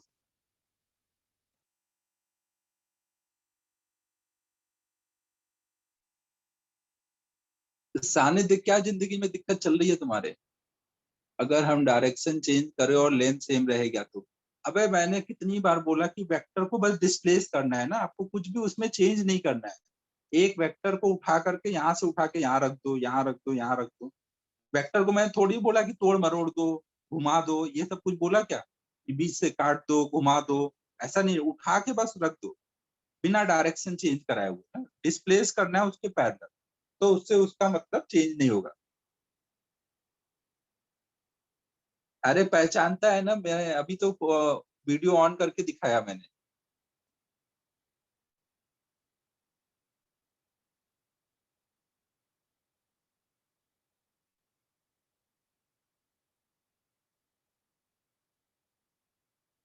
हाँ सही बोला सिमरन तुमने। ना वेक्टर को रोटेट नहीं करना है ना, अगर वेक्टर इधर है तो उसको आपको रोटेट करके ऐसे नहीं करना है ना, रोटेशन नहीं करना है, ये नहीं करना है। जैसे डायरेक्शन में है एज इट इज आपको उठा करके उसके पैरेलल कहीं पे भी रख दो, तो उससे वेक्टर सेम रहेगा ना, वो चेंज नहीं करेगा। ठीक है बच्चों, रोटेट नहीं करना है, वेक्टर को छोटा नहीं करना है ना, ये नहीं कि आपने वेक्टर को छोटा कर दिया, वो नहीं करना है।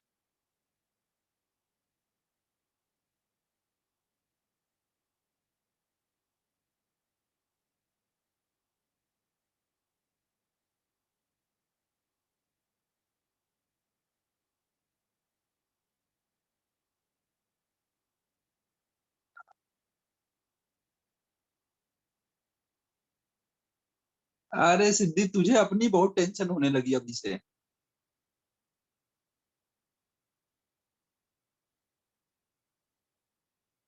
तुझे तो वैसे भी कोई रोल वोल का कोई है नहीं, कोई स्कोप भी नहीं लगता सिद्धि का तो। कहाँ तू रोल वोल के पीछे है कि ऑडिशन दे दिया जाए? अपन पढ़ाई पे फोकस करते हैं सिद्धि। तो नेक्स्ट देखो, अब हम लोग देख रहे हैं, नेक्स्ट पॉइंट हम लोग देखने जा रहे हैं, एंगल बिटवीन टू वेक्टर।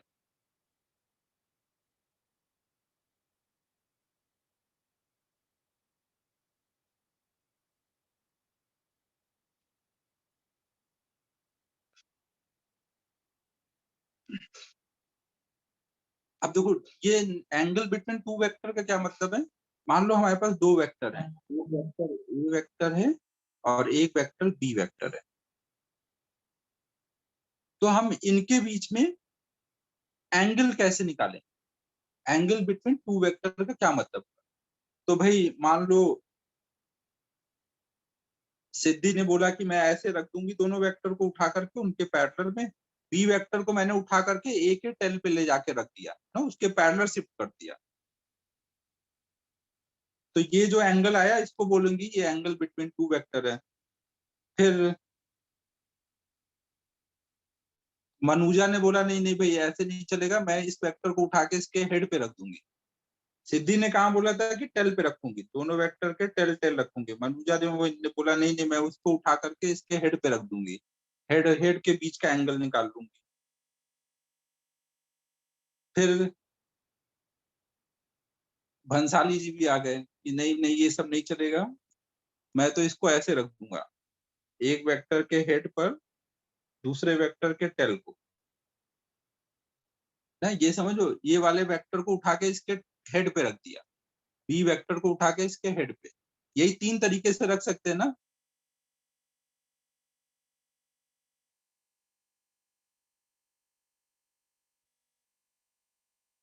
तो देखो ये दोनों वेक्टर के बीच में एंगल निकालना है, तो हम लोग कैसे कैसे रख सकते हैं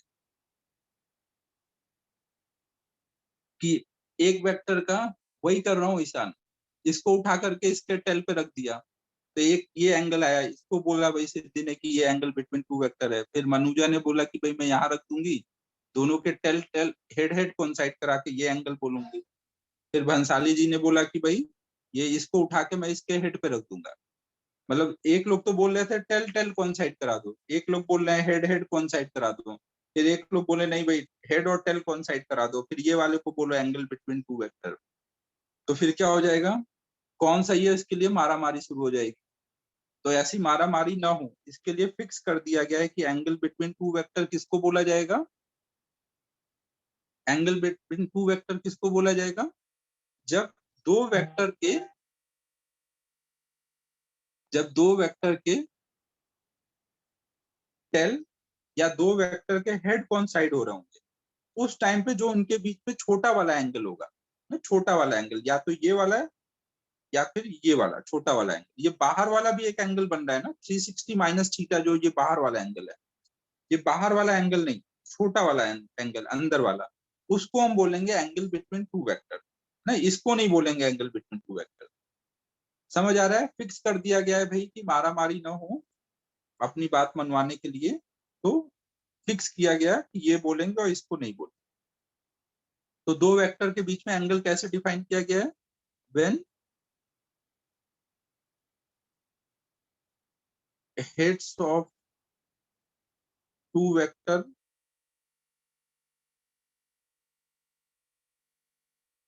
और tail of two vector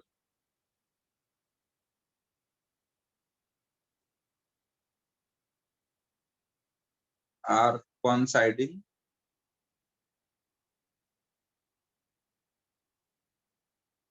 then smaller angle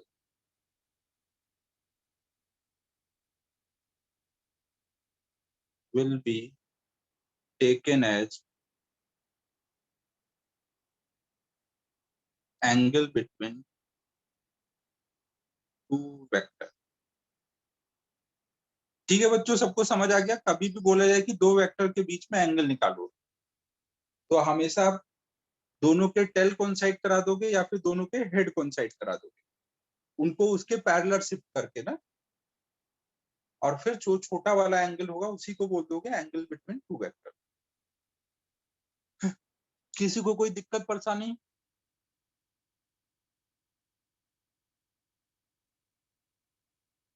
note कर लो इसको।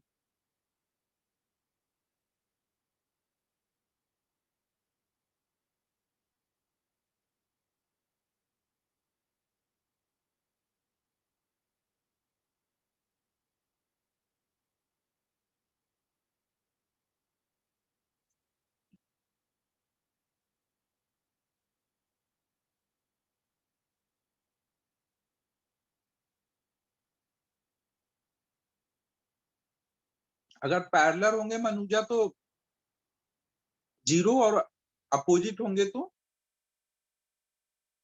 एंटी पैरेलल होंगे तो 180। अभी बताता हूँ मनुजा, ये पहले नोट करो, तो ये सब नोट कर लो फिर वो डिस्कस कर।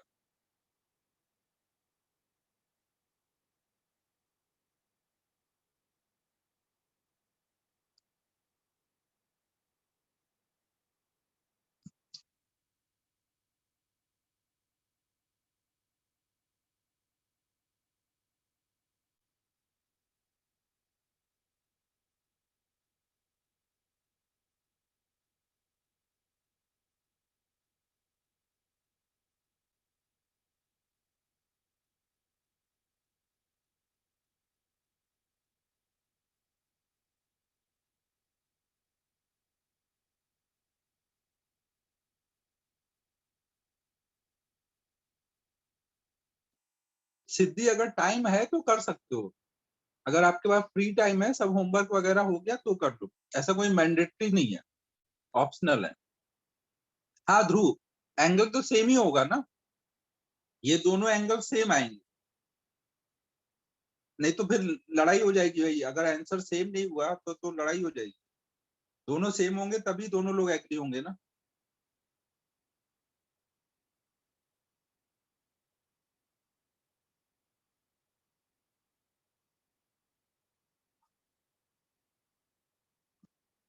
देखो इसी डायग्राम में अगर ए को आप आगे बढ़ा दो और बी को आगे बढ़ा दो, तो ये जो एंगल आएगा ये अपोजिट एंगल होगा ना, तो ये वही वाला एंगल है, ये एंगल थीटा होगा तो अपोजिट एंगल ये भी थीटा होगा।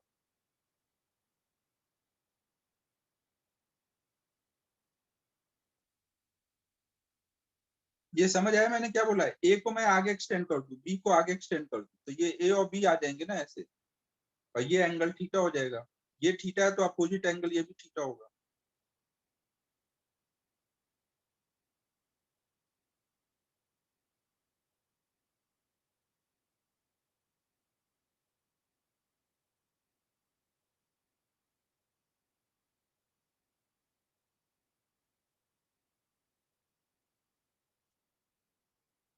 नोट हो गया।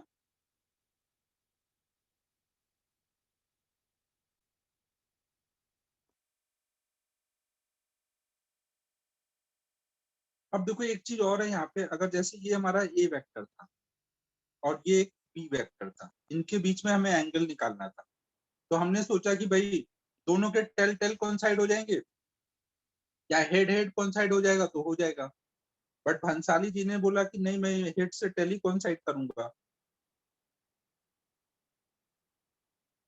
उनको टेल टेल या हेड हेड कोइंसाइड ही नहीं करना है। तो फिर मैंने बोला कि एक काम हम यहाँ पे ये कर सकते हैं कि अगर इसी बी वेक्टर को यहाँ पे रखा होता तो ये एंगल को बोलते हैं ना एंगल बिटवीन टू वेक्टर, जब दोनों के टेल टेल कोइंसाइड हो रहे हैं, तो अगर मैं हेड को आगे बढ़ा दूं और ये वाला एंगल निकालू, तो ये थीटा और ये थीटा करस्पॉन्डिंग एंगल होंगे ना, ये दोनों सेम होंगे कि नहीं, ये बी वेक्टर और ये बी वेक्टर ये दोनों पैरेलल लाइन है ना, इसी को डिस्प्लेस किया है ना पीछे, तो ये भी थीटा आएगा। तो अगर एक वेक्टर का हेड और एक वेक्टर का टेल कोइंसाइड हो रहा है, तो एंगल बिटवीन टू वेक्टर कैसे निकालोगे, हेड को आगे एक्सटेंड कर दो और ये बाहर वाला एंगल निकालो। समझ आ रहा है बच्चों मैं क्या बोल रहा हूँ, कि अगर एक वेक्टर का हेड और एक वेक्टर का टेल कोइंसाइड हो रहा है, तो हेड को आगे बढ़ा दो और ये बाहर वाला एंगल निकाल दो ना, तो यही हमारा एंगल बिटवीन टू वेक्टर हो जाएगा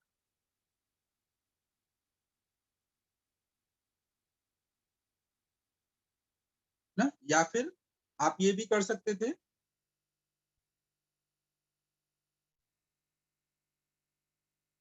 अगर मैं इसको टेल को पीछे बढ़ा देता, अगर ये एंगल बिटवीन टू वेक्टर है तो ये वाला भी अपोजिट एंगल पे एंगल बिटवीन टू वेक्टर आता ना, ये बात समझ आ गई, अगर ये एंगल थीटा आया है तो अपोजिट एंगल ये भी थीटा ही आएगा। तो इसका क्या मतलब हुआ कि अगर एक वेक्टर का हेड और एक वेक्टर का टेल कोइंसाइड हो रहा है, तो या तो हेड को आगे बढ़ा दो या टेल को पीछे खिसका दो, उसके बाद जो ये बाहर वाला एंगल होगा उसको आप बोल सकते हो एंगल बिटवीन टू वेक्टर। समझ आ रहा है बच्चों, नहीं ये हमारा एंगल बिटवीन टू वेक्टर होगा, ये हमारा एंगल बिटवीन टू वेक्टर होगा। तो यहाँ ये पॉइंट नोट कर लेते हैं ना, ये डायग्राम बनाओ मैं नीचे नोट कर देता हूँ।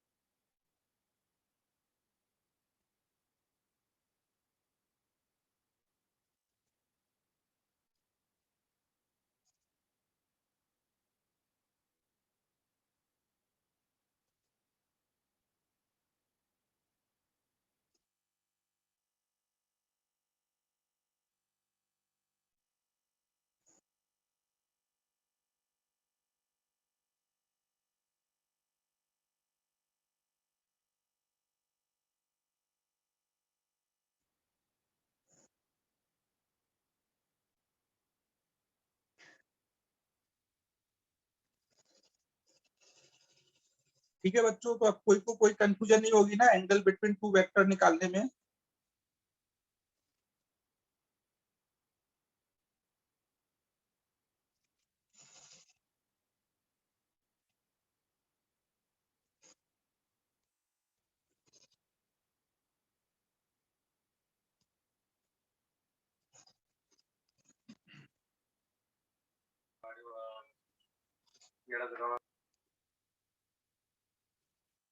मान लो कहीं पर आपको एक ऐसे डायग्राम बना हुआ है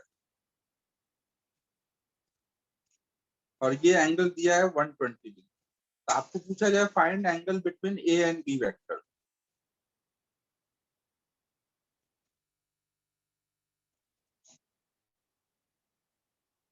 तो कितना बोलेंगे? 60 डिग्री। ये ध्यान रखना ना, अभी सब बोल लो लेकिन बाद में फिर भूल जाओगे। जब भी दो वेक्टर आता है तो बस आप सीधे यही एंगल बताते हो ना, ये नहीं होगा ना। हेड को आगे बढ़ा दोगे और ये बाहर वाला जो एंगल होगा 60 डिग्री, ये बोलोगे एंगल बिटवीन टू वेक्टर है।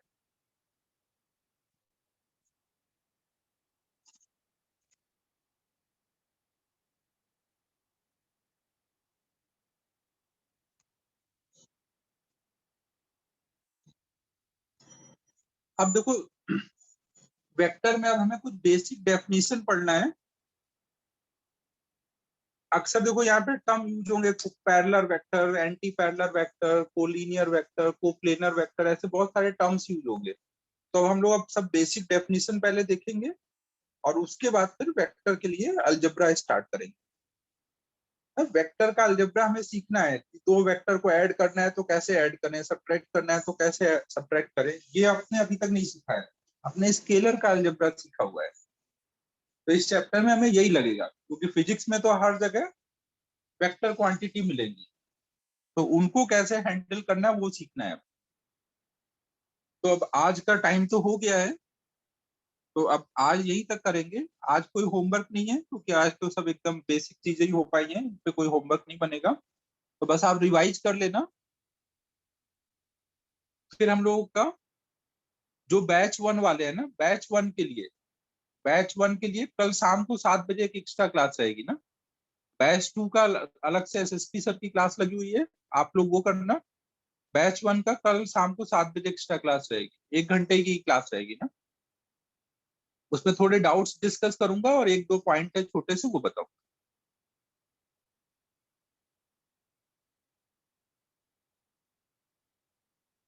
जो बच्चे पहले से पढ़ रहे थे वो बैच वन है ना, जो आज से ज्वाइन किए हुए हैं वो बच्चे बैच टू है। बैच टू वालों को पता है ना, जिनको नहीं पता है वो बैच वन है।